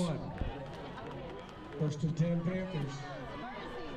I think that's all they're going to try to do here, now that they know the game's tied up. They're going to try to hold the ball as much as they can and not put the ball in Vagley and McConaughey's hands, because as it looks, Jerseyville is more of an inside run power team, as Columbia can spread the ball out a little bit and score in 2 or 3 plays. Going to be a counter this way coming at us. Wetzel loses his footing. Luckily, it looks like Vagley makes the tackle. Wetzel tried to plant his foot in the ground and lost his footing there. If Vagley's out there, that might be another touchdown potentially for the Panthers, but instead it's only a gain of 7. Maybe 8. We'll give them 8. Call it 2nd and 2 from their own 49-yard line. There, Carter Hicks kind of got banana blocked out. If he kind of cuts down more downfield, he can come up with a loss of yards on that play. Quarterback pulls it. He's going to try to make something. Yeah. He's not going to have anything, and it's going to be a loss of play. What do you know, Jay Missler? Third down. Looked like they were going to run option out of that, but Missler got right in his face, and he didn't have really any time to try to flip it to his running back. Only loss of about 2 or 3. Yeah. So it'll be down to 3rd and 4. It's going to be more than likely, if they don't get any yardage, they will be punting. That's what you're going to want here on that Eagles defense. Let's get a little false start or something right here. They've got everybody in the box here for the Panthers. So do the Eagles. They're going to send a motion man. Pitch to the outside, and it's not going to be anything for the Panthers. Good job there by Hicks and Vagley to come up, step up, make the tackle, and force a 4th and 2. Tough call here if you're Coach Johns. If you're wanting to punt or go for it. I think you go for it. You're a 2-6 team, you got nothing to lose, and you're playing against a team that's trying to get in the playoffs. I mean, I think you go for it here and run something that's been working for you all night, that reverse going back the other way, and see if Coach Germain's defense made some adjustments. It's going to be a pitch to the outside. He's going to have to make a man miss, and he's going to be near the sticks. It was a second effort there by the pitch man. He might have got it. He lunges, and I'm going to be close. I don't think that's going to be close. That's a bad spot. Coach G's over there. He's trying to figure out what he thinks. I think he's going to be short. You got to measure that. No, what? Nobody's motioned to first down yet. 10 at the 49-yard line. And they give it to him. First down for the Panthers. The chain gang was wanting to move right off the bat. They're saying, give it to us. So it's a first down for the Panthers from the 49 of the Eagles. Going to be a counter going the other way. And it's going to be sniffed out by Brewer and Missler on the left side for a gain of 2. They ran that about 3 times in the first and second quarter, early in the second quarter, and they got good yardage on it. And the last 2 or 3 times they ran it, they've only got maybe 2 or 3 yards. So great job by Owen Brewer, and looks like Antonis and whoever else is on that D-line for this drive. 8:40 remaining here in the third quarter. tied ball game 2020 in week 9. Jersey under center. They're going to keep running the football. They're going to go right up the middle this time with number 9. Who's going to get to the 40, and it's going to be another yard short. The first down right at the 40-yard line. And it's going to be a 3rd down and 1. 3rd down, a half a yard.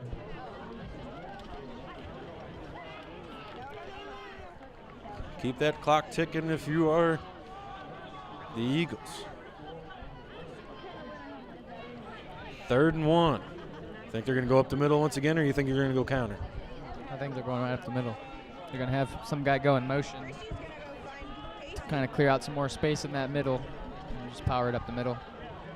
Going to go right up the middle with number 9. He's not going to get enough for a first down. He is now with the second effort. Great run there by the Panther running back. He was stood up right away and kept his feet driving. And he gets a 2-yard gain, and that's going to be good for a first down, Panthers.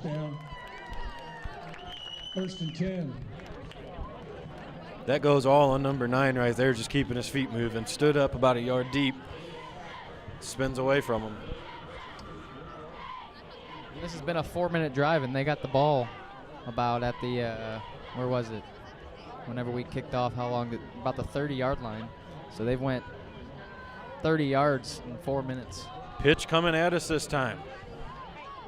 Going to be a bunch of Eagles over here. Good thing about that pitch, they get a lot of room to move and make a decision where they want to go. And it's going to be a gain of 8 once again for the Panthers. We're going to give them 7, bring up a 2nd and 3.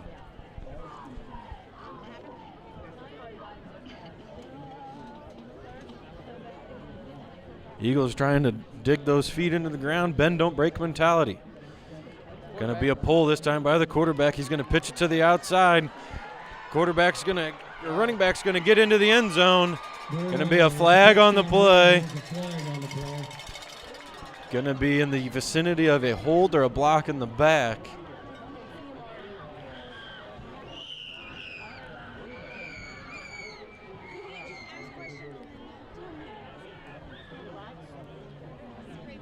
Could potentially be a 31-yard touchdown. However, it looks like it will be coming back on the penalty.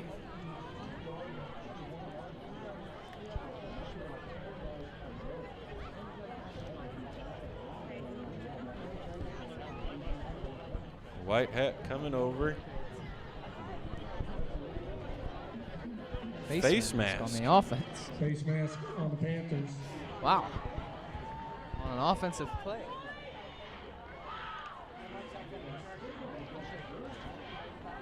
So they still giving him the first down. Just go back 15. No, it's a 5-yard penalty from where. So the penalty was at the 21, so it goes back to the 26, and it still would have been a first down for the Panthers. So 1st and 10 for the Panthers, no touchdown on the play. They're going to come at us this time. Quarterback pulls it. He's going to pitch it. It's going to be the same play. This time it's going to be stopped by the Eagles, but it's going to be another first down. McConaughey in on the tackle. 6:30 remaining in the 3rd quarter. Near the 15-yard line. 1st and 10 at the 16. Coach Man going to have to try to find a way to stop that little play there.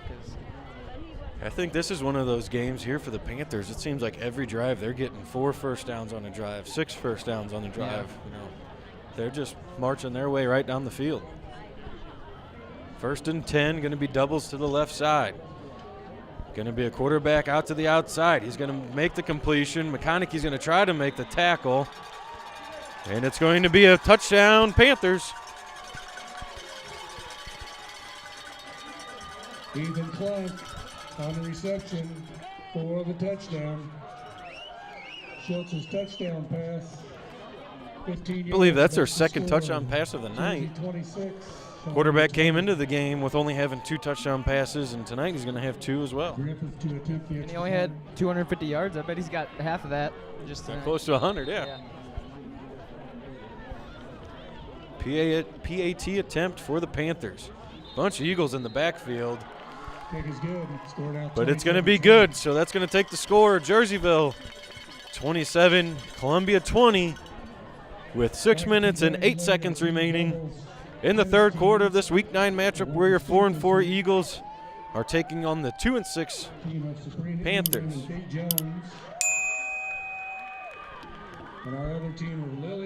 Another drive there. Jerseyville just goes down the field methodically pretty much and just does what they need to do. I think, like I said, 4 or 5 first downs.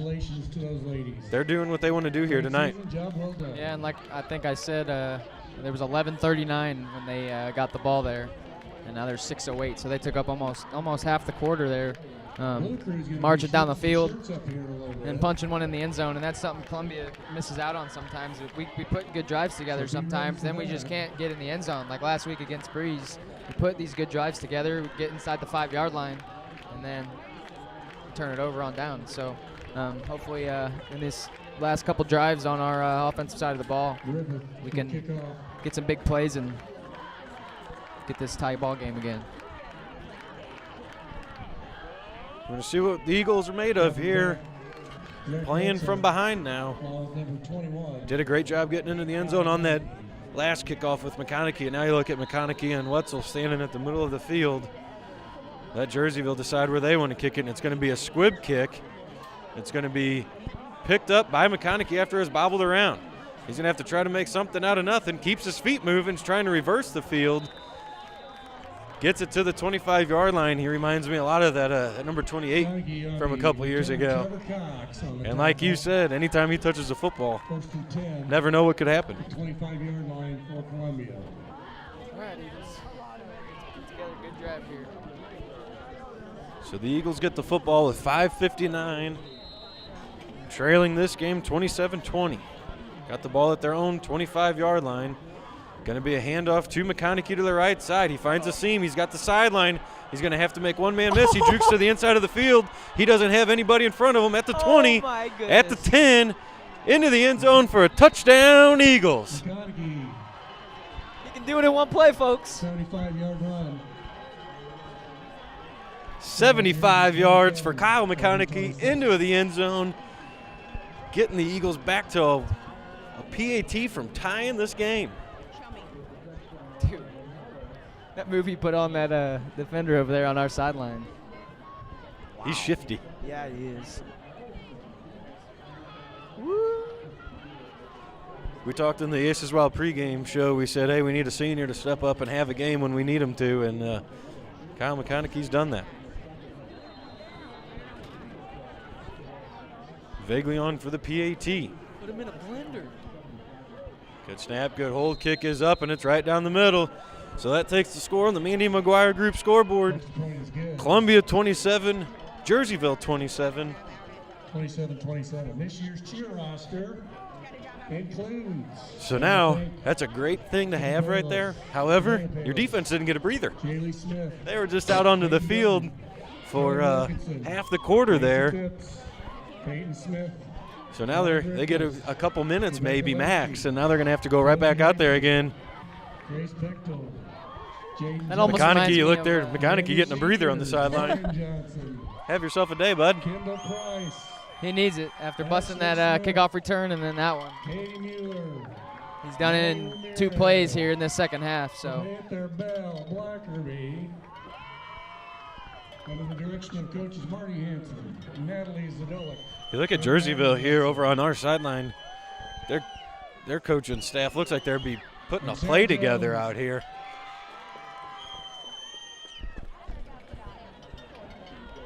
It seems like every time there's a kickoff, they're over here coming off the field late. I think if by week 9 you don't have it figured out, Coach, you got to go out there and hope for the best. And Withrow to return this kick. I'd like to see a touchback here if you're vaguely just pinning them back there at the 20. As that play only takes 14 seconds. Now we have 5:45 left in the third quarter.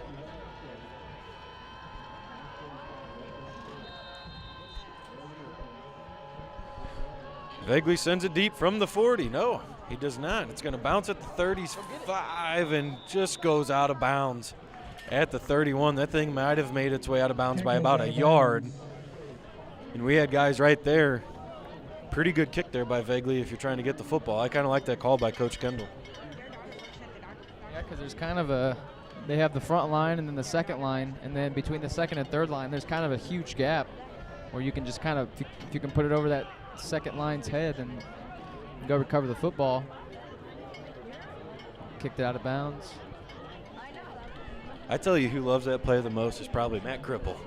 Guy usually has to run all the way across the field to go get the football, but you know what? Kick it out of bounds on your sideline. He just stands there. He's probably loving that play. D up Eagles.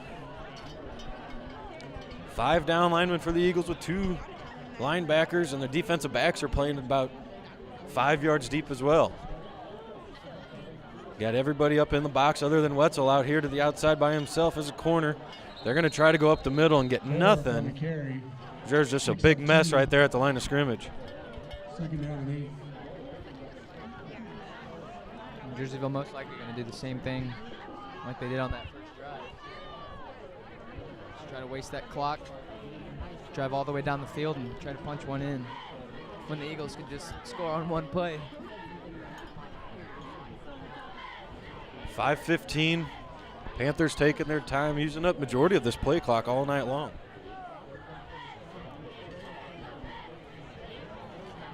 Panthers offense having themselves a good night, putting together some really good drives.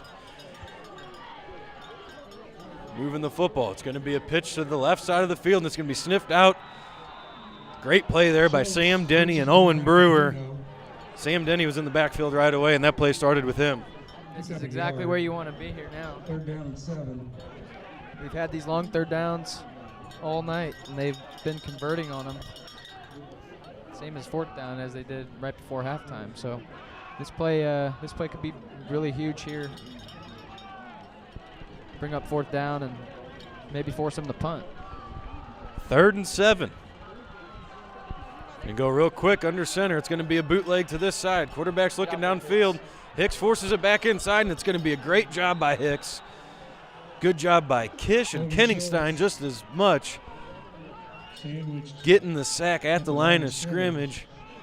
Hicks was right there, but he did a good job just forcing it right back into the big guys. Looks like they're going to bring the punt team out. Don't hit the punter. Yeah, no kidding. I don't even think I go for it here. Gosh, I don't even want to watch this. Jerseyville sends a man in motion to the right side. It's going to be a high snap. Gets it off, and it's going to bounce at the 35, and it's going to take a Jerseyville bounce, and it's going to be down at the 24 where this Eagle offense is going to take over. They've put up 14 points. The Eagles have put up 14 points on one play of offense here. Columbia will have 1st and 10. So the Eagles are going to have 1st and 10 with 3:35 remaining in the 3rd quarter, tied 27-27.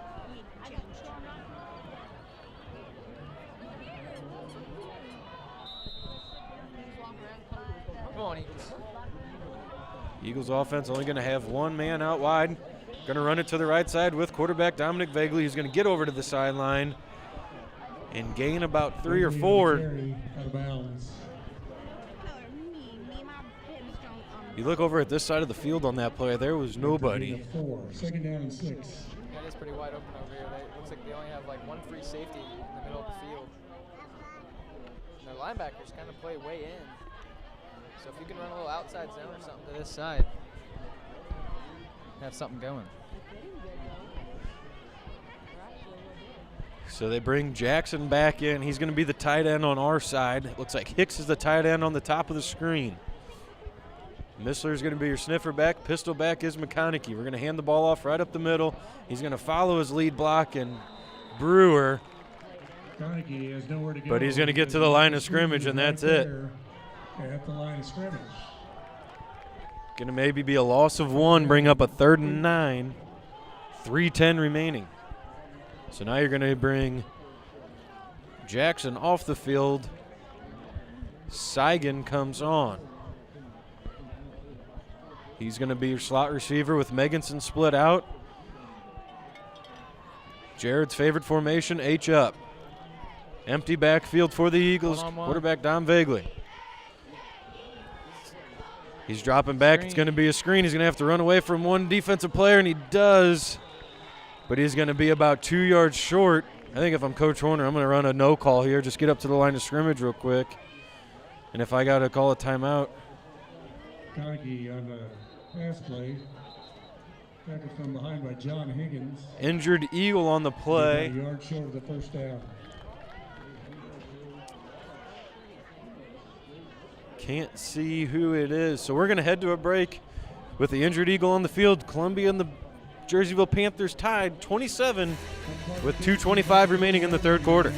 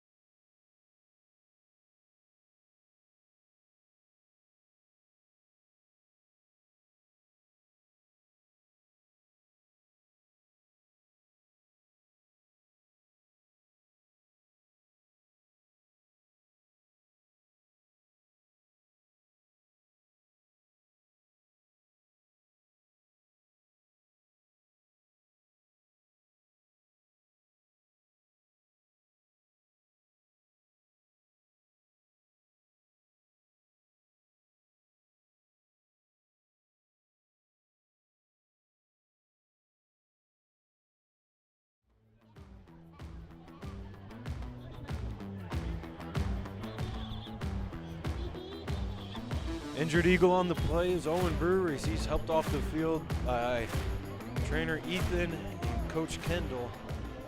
So now we're going to have to send a new offensive lineman out there, and it's just going to be the next man up mentality on this 4th and 2. Out and heavy. Eagles in heavy. We're going under center with Vaguely. McConaughey is your running back behind you. Going to be a quarterback sneak. We only needed a yard, and let's see if we got it. Jerseyville's acting like we didn't, and I don't think we did. And we didn't.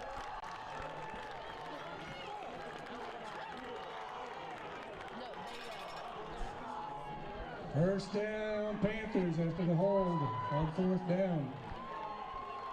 So that's going to be a turnover on downs. 1st and 10. Jerseyville's going to take over with 2:08 remaining in the 33.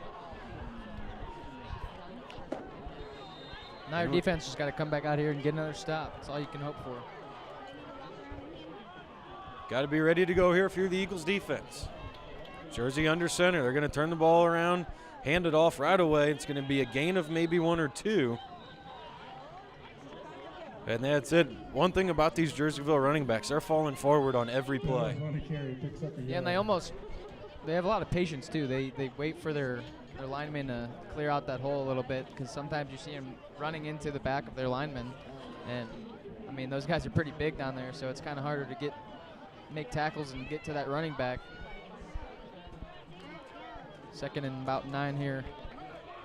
Jerseyville taking their time once again. Going to be a fumbled handoff, and it's going to be Denny. intercepted by Sam Denny. Let's go, who baby. falls over at the 16-yard line, and that's okay.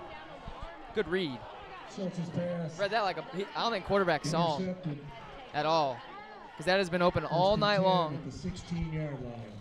Great job, Sam Denny. When you need an interception, you need a turnover, you get it done. And we said that we needed that senior to step up. How about the sophomore stepping up on a huge play, getting a turnover after the turnover on downs? So the Eagles take over now, 1:29 in the third quarter remaining. Vaguely in the shotgun formation with McConaughey at pistol back. He's going to bend it to the outside, going to try to outrun a couple guys, and he's going to gain 3. He's going to stay in bounds, and that's going to keep the clock moving. Slow to get up on the play, but he's going to get up. It's going to be a gain of 3. 1:10 now on the play clock, or on the game clock. If I'm Jerseyville, though, why are you throwing the ball there? I mean, it's only 2nd and 8. I mean, you've been running these counters, and running the ball up the middle. I mean, all night long driving on us, and practically just gave us the ball here. Trips to the left side. Vaguely looking to the left. He's got a guy in Meganson who's going to make a leaping catch, and he's going to keep his feet moving. Great second effort in Meganson. That's going to be a first down for the Eagles with 47 seconds, so we're going to have to run one more play before we probably take it into the quarter. And nobody can see the behind-the-scenes look here, but Jared wanted the deep ball, and Saigon had the corner. Jared was looking for the home run. Tight end to the right side, sniffer back left. It's going to be a bootleg to the right side. He's got Missler wide open. Missler makes a catch. Now he needs some blockers. He's got one lead block in Hicks. He's going to go to the right side of the field. He's going to get into Jerseyville territory where he's brought down at the 40. Good for a 33-yard gain. Great play call there, Coach Horner. Great execution by the Eagles offense. He had two guys open, too. Hicks was wide open, and he had Missler, who he threw to in the flat. And Bagley with just a nice soft toss right over to Missler. Two lead blockers ahead of him. So that's going to do it for the third quarter, as time's going to be running out on the scoreboard here in Jerseyville. So now you're through 8 weeks and 3 quarters. It's going to come down to the last 12 minutes of this Week 9 matchup, where it's win and possibly be into the playoffs. Eagles and Panthers are tied 27-27 on the Mandy McGuire Group scoreboard. We will bring you fourth quarter action after this.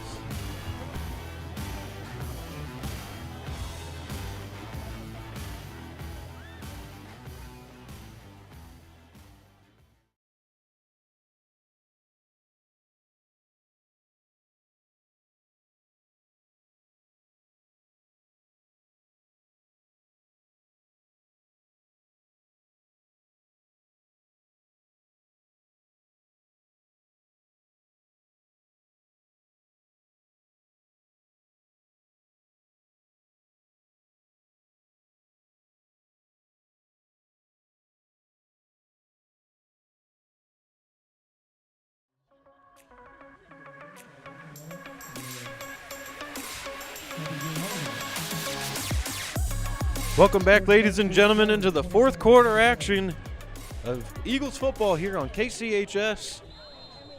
Eagles driving right now. Tied ball game, 27-27. So we're going to go in an empty backfield this time. We're going to send Hicks in motion, actually, to be the running back position. Going to send him in motion once again. Bagley's going to have an empty. He's looking to the left side of the field. He's got a guy wide open in Saigon. Oh! He's got Saigon into the end zone for another Columbia Eagles touchdown.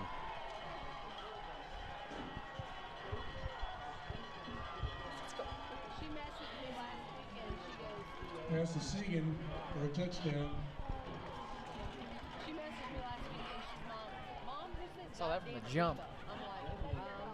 Put all those guys in motion, and he's got Saigon running wide open. Catches it about the 15, and there was nobody within 5 yards of him. As he gets into the end zone. Gotta make this though.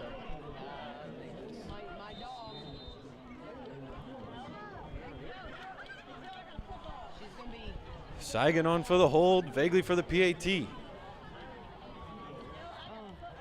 High snap, but it's caught, brought down, and gets into the end zone, or into the uprights, to give the Eagles that 7-point lead, and it's going to take it now. Eagles 34, Panthers 27. How about that play call right out of the quarter? And like you mentioned a couple weeks ago, Coach Horner comes out of timeouts, comes out of quarters. He's going to go for it. Yeah. Wow. Like we said earlier in the Aces Wild pregame show as well, if Coach Horner gets shut out or shut down, he's going to put some points up, and that's what this Eagles offense has done, putting up 34 here tonight. Now 7 from McConaughey on the kickoff return team, too. True, yeah. We'll have to talk to Coach Kendall about that this week, finally getting that special teams into the end zone. So once again, this is going to be another big defensive stand here for the Eagles. Try to keep that momentum on their sideline, on our sideline. And out of this Jerseyville crowd and sideline on their senior night. Columbia trying to play spoilers. We're trying to play spoilers on senior night. they're trying to play spoilers on our playoff hopes. This is basically a playoff football game here. Yeah, it feels like. Begley sends this one deep, and it will be caught at about the 7-yard line. And go up the middle, bend it to the right side. This time is number 10. He's going to get to about the 31, and it's going to be brought down. I believe that's Missler out there making the tackle, and it is at the 31. First and 10. Again, we have a set of keys turned in down near the concession stand. Jared, I don't want to do with any overtime here tonight. Let's get this done in regulation. Yeah. And the good thing about being up now is an offense like this, like we said earlier, they take a little bit more time. So they can take up some time, and then we can get another turnover like we did there. And just let that time tick away, and we're in the playoffs. Going to be a pass play by number 12. Just going to be a nice hitch route. It's going to be good, though, for 11 yards. Look like Seigan there on the play. He's dropping back on the snap. First down at the 41. And it's going to be good for a first down, Panthers. He's got to be close to half his attempts tonight than of what he's had. He's got to be close to like 20 attempts, too. Yeah. He's got to be. So Panthers now have the ball at the 41-yard line. 11:26 remaining in the ball game. Eagles having 9 guys in the box this time. Going to be a handoff to the right side. Going to try to follow their lineman and not going to be anything really going. He's going to fall forward. Going to be a gain of 3, and going to be a 2nd and 7. This offense going to have some plays that are boring, nothing going on, and then a little bit of excitement with them. That play is just an ISO dive straight down right there. You look over here on Jerseyville sideline, they got, I would imagine, their whole defensive linemen and linebackers over there talking about if they score, you got to get a stop. So going to be a now route once again. It's going to be an open field tackle by Sam Denny. Good job, Meganson stepping up. And once again, if you looked over across the sideline, you could hear Coach Tremaine saying, wide out, wide out, wide out. Third down and 4. It blows my mind how he can look at the play and know what's coming before it happens. But whenever you talk to him about it, though, he's going to say, well, if I see this, this, and this is 3 days before the game. When I see this, this, and this, I know they're going to run that. Well, all right, and then it happens. Doubles to the right side now for the Panthers. Going to send a motion man to that side. Going to go up the middle with the fullback, and he's going to get enough for a first down and about 15 more. Had that 3rd and 7 once again like we wanted. It's going to be good for about 15, maybe 20. Yeah, about 15. Down at the 36-yard line. First down, Panthers. Under 10 minutes now in the ball game. that reminds me of something we saw last week right there. 3rd down and then 3rd and long, letting up that first down, and then it's just like, man, you're right there. You're one play away. Now you got to set up 1st and 10 and dig deep again. Going to be the counter coming at us this time. Going to be sniffed out by Missler and Denny both making the tackle for a gain of 3, and the Eagles have done a much better job after that second drive, sniffing out that reverse. Reverse or counter. Yeah, and if you look at their offense, I mean, they only run, I would say, at the most 8 plays, maybe. So, I mean, as a defense, I mean, it's assignment football, man-to-man. You just follow your guy right over the hat. Looks to be like Owen Brewer's back out onto the field, so that's nice to see after he was helped off last drive.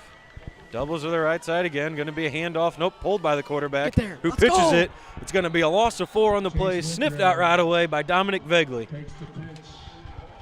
Loses about 4. Now that's where you want to be now.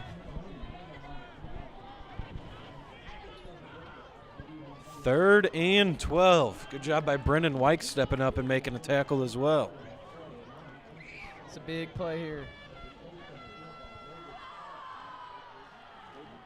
I'm sorry, that wasn't Brewer. That was Matheny on this side of the field. Those two resemble each other in the body type. Big 3rd down here. 3rd and 12 for the Panthers. Going to be a fullback right up the middle. Gain of about 6. And it's going to bring up a 4th and 6. The 32-yard line. And here comes the biggest play of the game, I would say. 8 minutes remaining in the ball game. 6. I could see Jerseyville maybe running this down, possibly calling a timeout. Try to make sure you got that right call.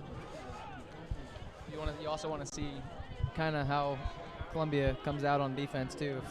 If they got if you want to throw a formation at them and see how they line up in it. We'll see what Jerseyville does here. They're going to run the play. It's going to be a deep route. They're looking to beat Wetzel on that side, and he's going to fall incomplete through the hands of the receiver, and it's going to be a turnover on downs. Good defense there by Wetzel being out there and defending that pass. Columbia will take over on downs. 1st and 10 at the 32-yard line. That silence whenever that ball's in the air is just insane. Everything just goes so quiet. A great play there by Wetzel to just be in the right spot. And he's done that all year. He's been in the right spot at the right time. Sometimes he gets beat, but he never backs down. He's the smallest guy on the field at all times, and even though he gets beat a couple times, he still gets right back up, and he's making great plays. McConaughey busts this one up the middle. Now he's going to try to make a man miss. He's got this right Turn on the sideline. Jets, He's baby. got the first down. He's into Panther territory, and he gets brought out of bounds at the 44-yard line. Logan Call. And now if you're the Eagles offense, you got to get tackled in bounds, and you got to chew up some of that clock. 1st and 10 at the 44-yard line. Great job, though, to get it on our side of on this side of the 50.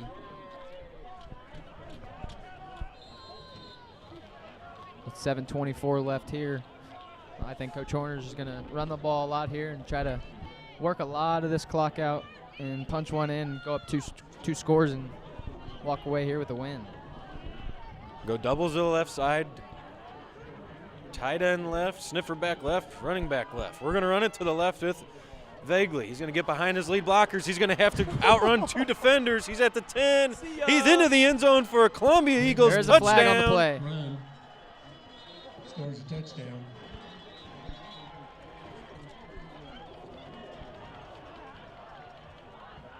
Penalty marker on the field. I believe it's going to be a sideline warning.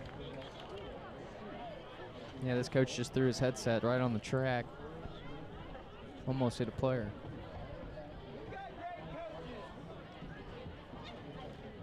Great play there by Vaguely. Touchdown's good.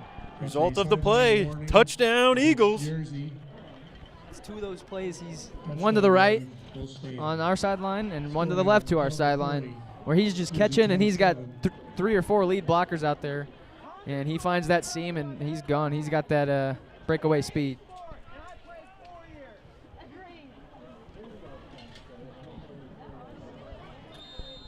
Another big PAT here for the Eagles.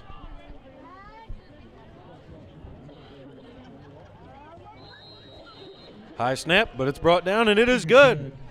So that sends the Mandy McGuire Group scoreboard. Eagles 40-1, Panthers 27. And getting a little bit more momentum, a little more pep in the step over on that Eagle sideline. Didn't waste too much clock there. No, you know what, though? If we're not going to waste clock, I'd like the points. Yeah. And that's something, I mean, with a team like Jerseyville, they don't really run spread, as we've said, which they've thrown the ball a lot more than I've expected tonight.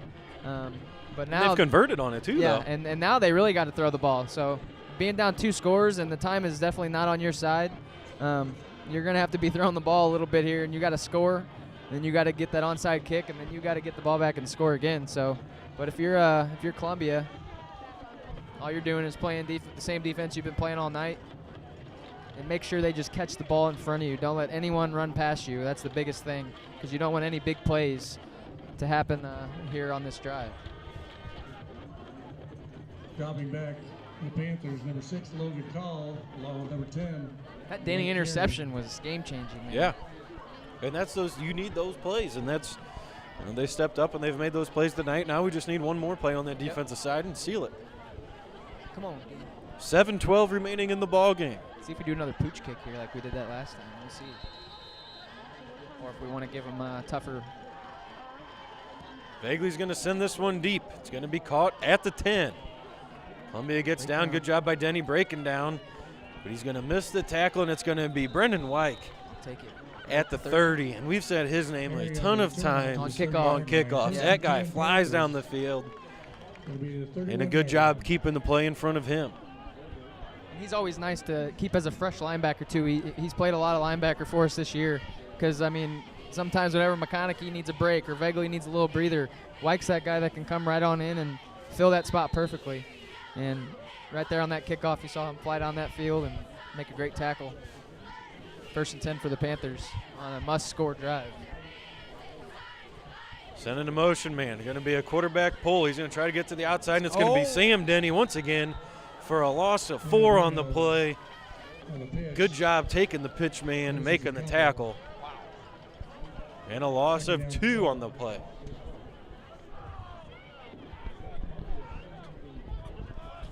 Columbia firing on all cylinders right now on the defensive side of the football.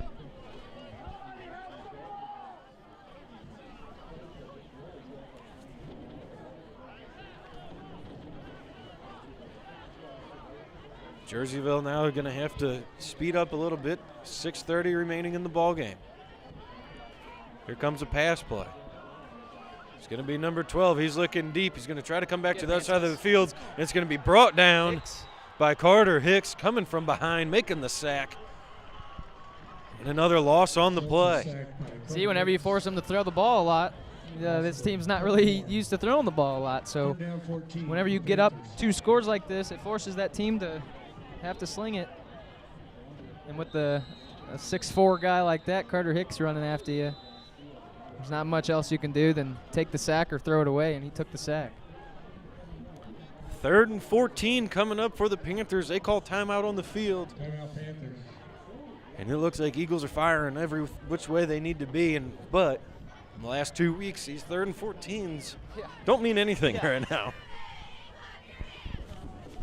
What's the message right now with Coach Tremaine? Like you said, keep everybody in front? Yeah, keep everybody in front of you and just make a play on the ball. I mean, high point the ball.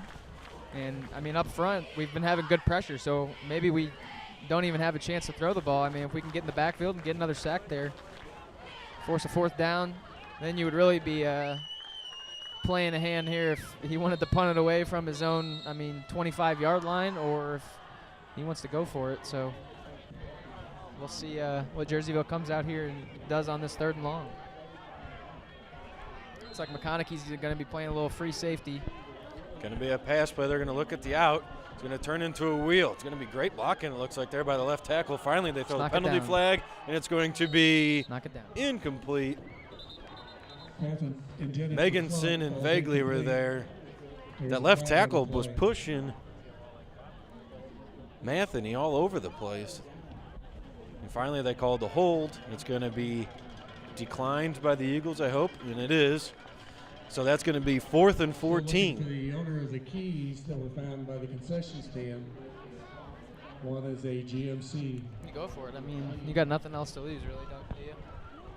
Yeah, I think you're going for it here. 5:45 remaining in the ball game. Penalties decline. 4th down. Makes it 4th and 14. McConaughey make another play. I'd like to see the lineman get back there. You know, there's a pass play here. Pin your ears and go for it. Come on, D. One play here. Jerseyville under center. Quarterback looking to the left. Now he's going to go to the middle of the field. He's got Give McConaughey who's going to be picked off. We're going to try to get into Jerseyville territory, and we are, where he's going to get tackled at the 45-yard line. And Kyle McConaughey, have yourself a night, big guy. Columbia will have 1st and 10 at the 45. And how about Columbia defense in this 4th quarter? Wow. Second half. Yeah. Did we give up a point in the second half? Maybe one? What was it at half? 27-13? I don't even or was remember. It was 2013. It's all that guy right there, Coach G, in the second half. So now the Eagles offense got 5:34. I'd like to see us put a drive together here. Waste some clock, get it down to under 2 minutes, punch one in the end zone. You're having a fun bus ride home. And take the handoff is McConaughey, run to the left side, stay in bounds. He's got a Maybe first down. Don't waste too much clock. He's got to the 20-yard line. He's to the 10-yard line, stays nearly on his feet. slung down at the 8. And if we're not going to waste any clock, get in the end zone. Touchdown saving tackle.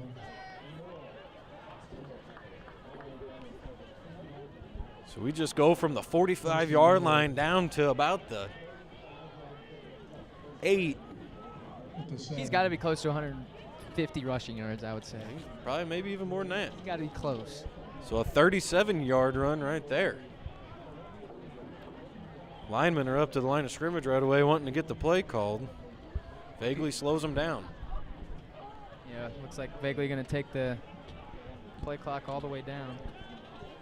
Hour under 5 minutes now in the ball game, under 5 on the play clock. Going to hand the ball off to McConaughey. This time he's going to bust it out wide. He's got the end zone. He's got the pylon. He's into the end zone. Touchdown, Eagles. McConaughey on the carry for a touchdown.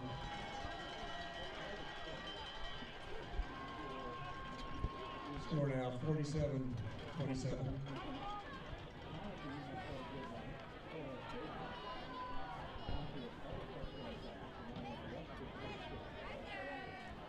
McConaughey now 3 rushing touchdowns, 1 receiving touchdown, and a kick return for a touchdown. An interception. And Probably a pick. 4 or 5 tackles. Have yourself a night. Good job there by the Eagles coaching staff. Not a very good kick, as it, I think, hits the legs of the offensive line. A little low, but good job there by the coaching staff. The last kickoff, the last two PATs, Jerseyville's had the snap count, so they did a little bit of a hard count at the start of it before Vaguely sends it into the back of the legs of Matheny out there.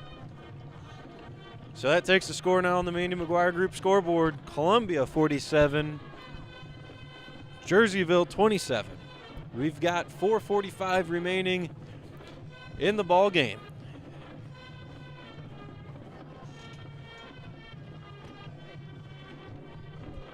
Now if you're the Eagles, you're trying to get out of here with no injuries, no more injuries left in this game.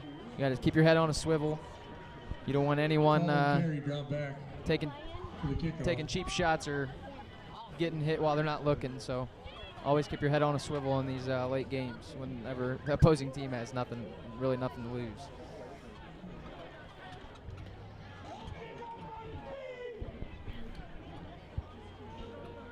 So Vaguely's going to send it deep. Panthers are going to take over the offensive side of the ball. 4:45 on the clock right now. Vaguely absolutely murders this one. He's going to go through the hands at the 3 and go into the end zone for a touchback. So with that, the first touchback of the night here for the Eagles, and it's going to put the Panthers on the 20-yard line with 4:44 in the ball game. A little bit of a shaky start for the Eagles, but Coach Horner, Coach Germain, everybody got everything dialed in when they needed to and have taken over here in the second half. And McConaughey has put the Jets on. McConaughey said, I'll take over. Eagles defense back out onto the field again. 5 guys down in line of scrimmage, 2 linebackers. Right 14.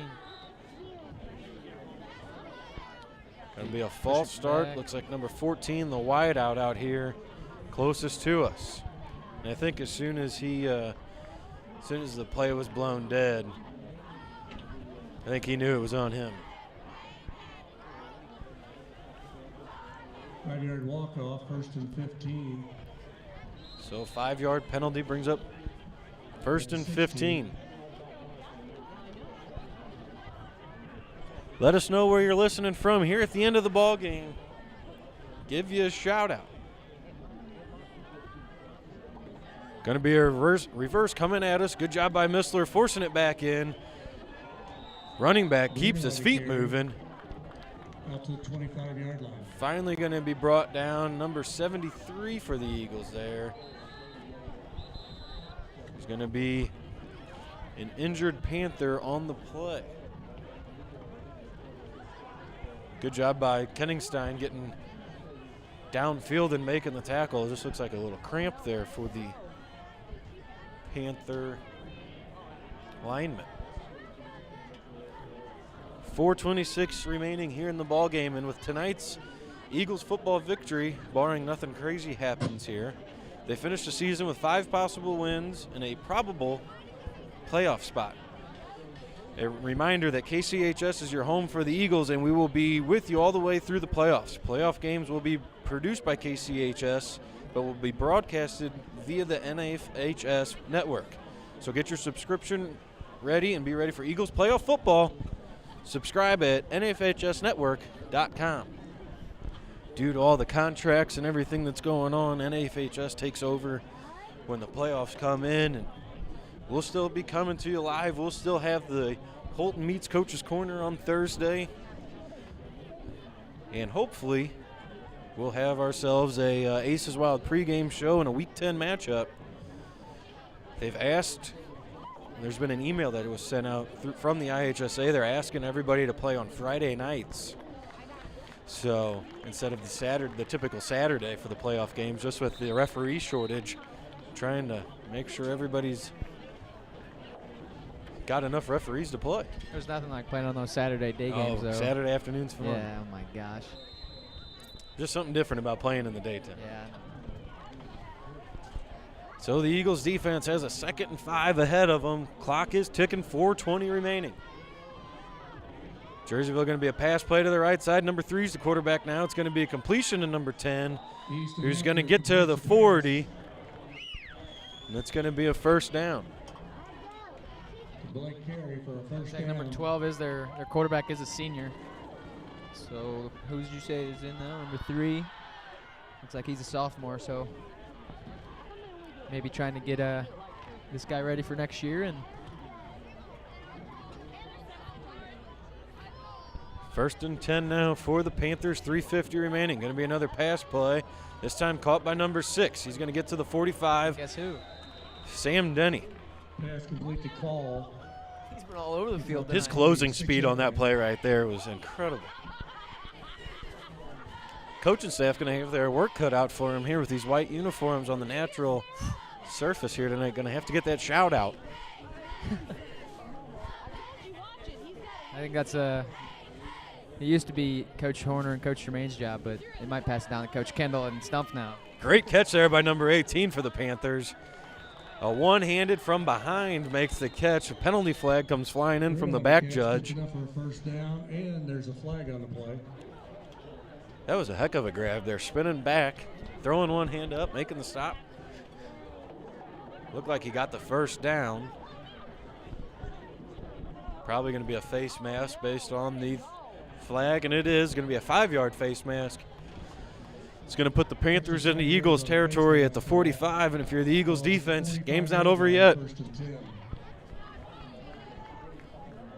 Yeah, all you got to do is tackle them in bounds here, and that clock will keep ticking. 3:05 left right now. Looks like a false start there by the running back.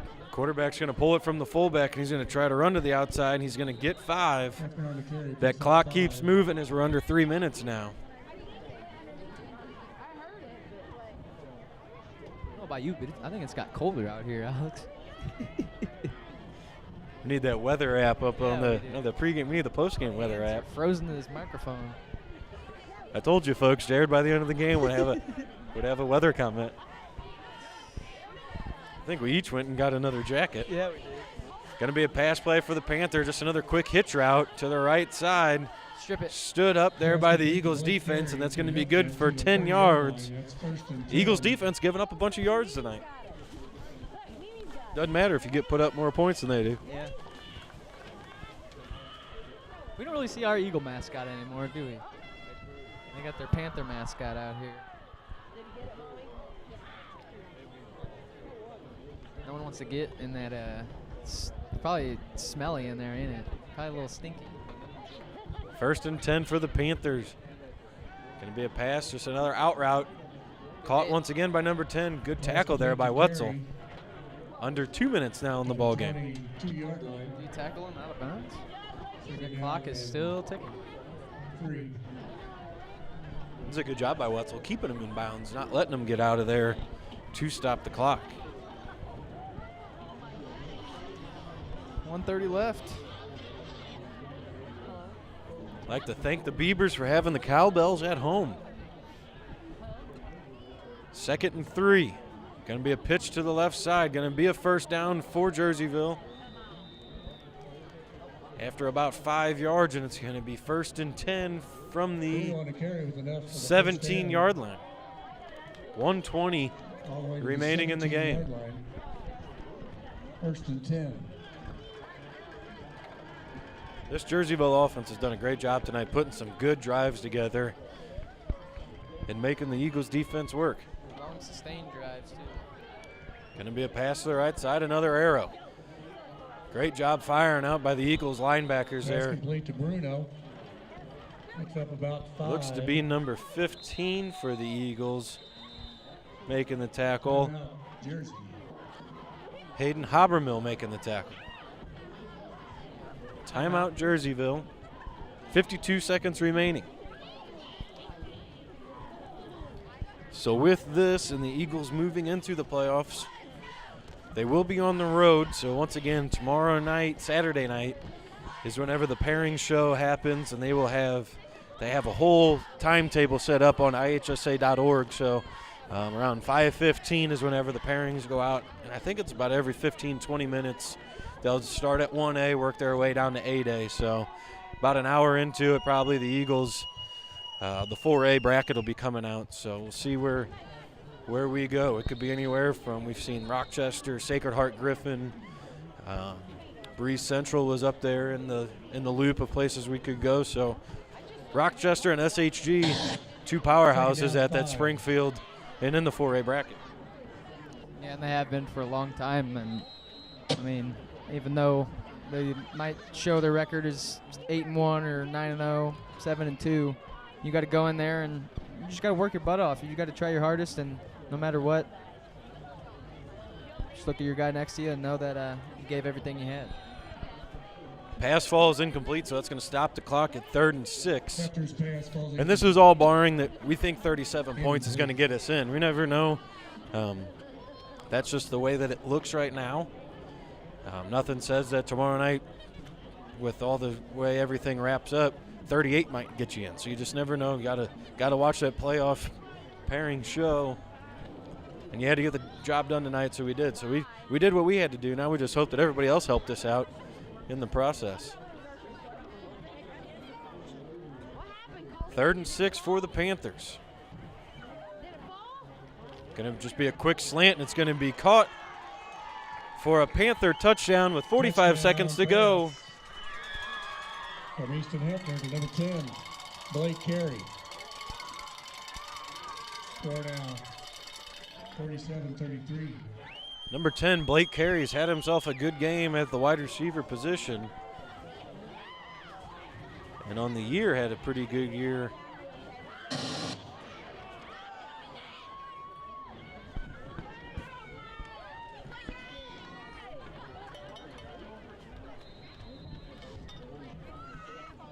It's a 14-point game right now. PAT is up, and it is good. Extra point good. Score now Columbia 47, Jersey 34. So that takes the Manny McGuire Group scoreboard. Columbia 47, Jerseyville 34 with 45 seconds remaining. Ball game still not over. I would assume an onside kick happens here, and then hopefully you get into the greatest formation in football, that victory formation. You've seen it in high school sports. A lot of things can happen, and if you're Columbia, all you got to do is just try to get this onside kick here and cover the ball. I don't know how many timeouts they have over there on that side, but if you're Columbia, if you receive that ball, you just run the clock out and game over.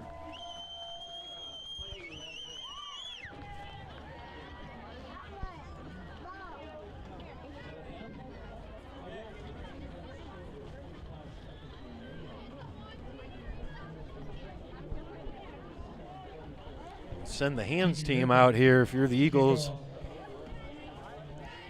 They don't really look like they're set up in an onside formation, though, so they might just send it deep. And if I'm Columbia, I'm just going to catch it and just take a knee and don't risk anything crazy happening.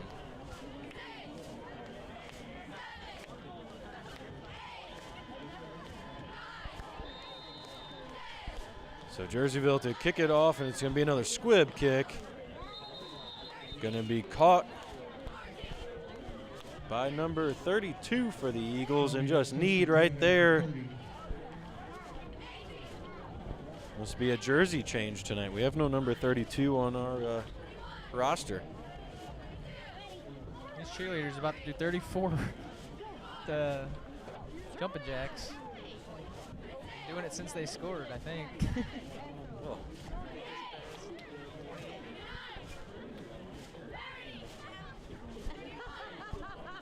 So the Eagles are in that greatest formation, that victory formation, with 44 seconds remaining on the game clock.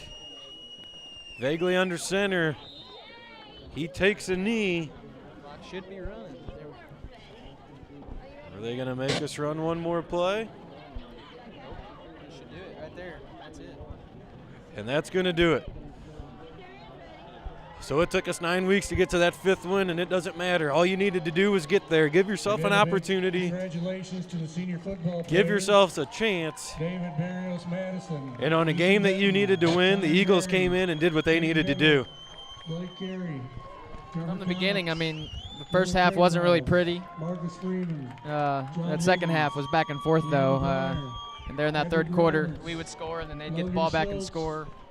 We'd turn the ball over, then they'd turn the ball over. So great resilience by Jerseyville tonight, though. I wasn't expecting that high of a score from them. And I didn't expect their quarterback to throw the ball like he did, and they ran all over the field. Columbia defense definitely has a lot of work to do before playoff time, but I mean, you got to enjoy it. You're in the playoffs after losing a guy like London Little last year and only returning. How many returning starters did we have? 3, I think. Yeah, 3 returning starters from last year's team. So, and going 5-4, I mean, against a pretty tough schedule, you got to be happy for these guys.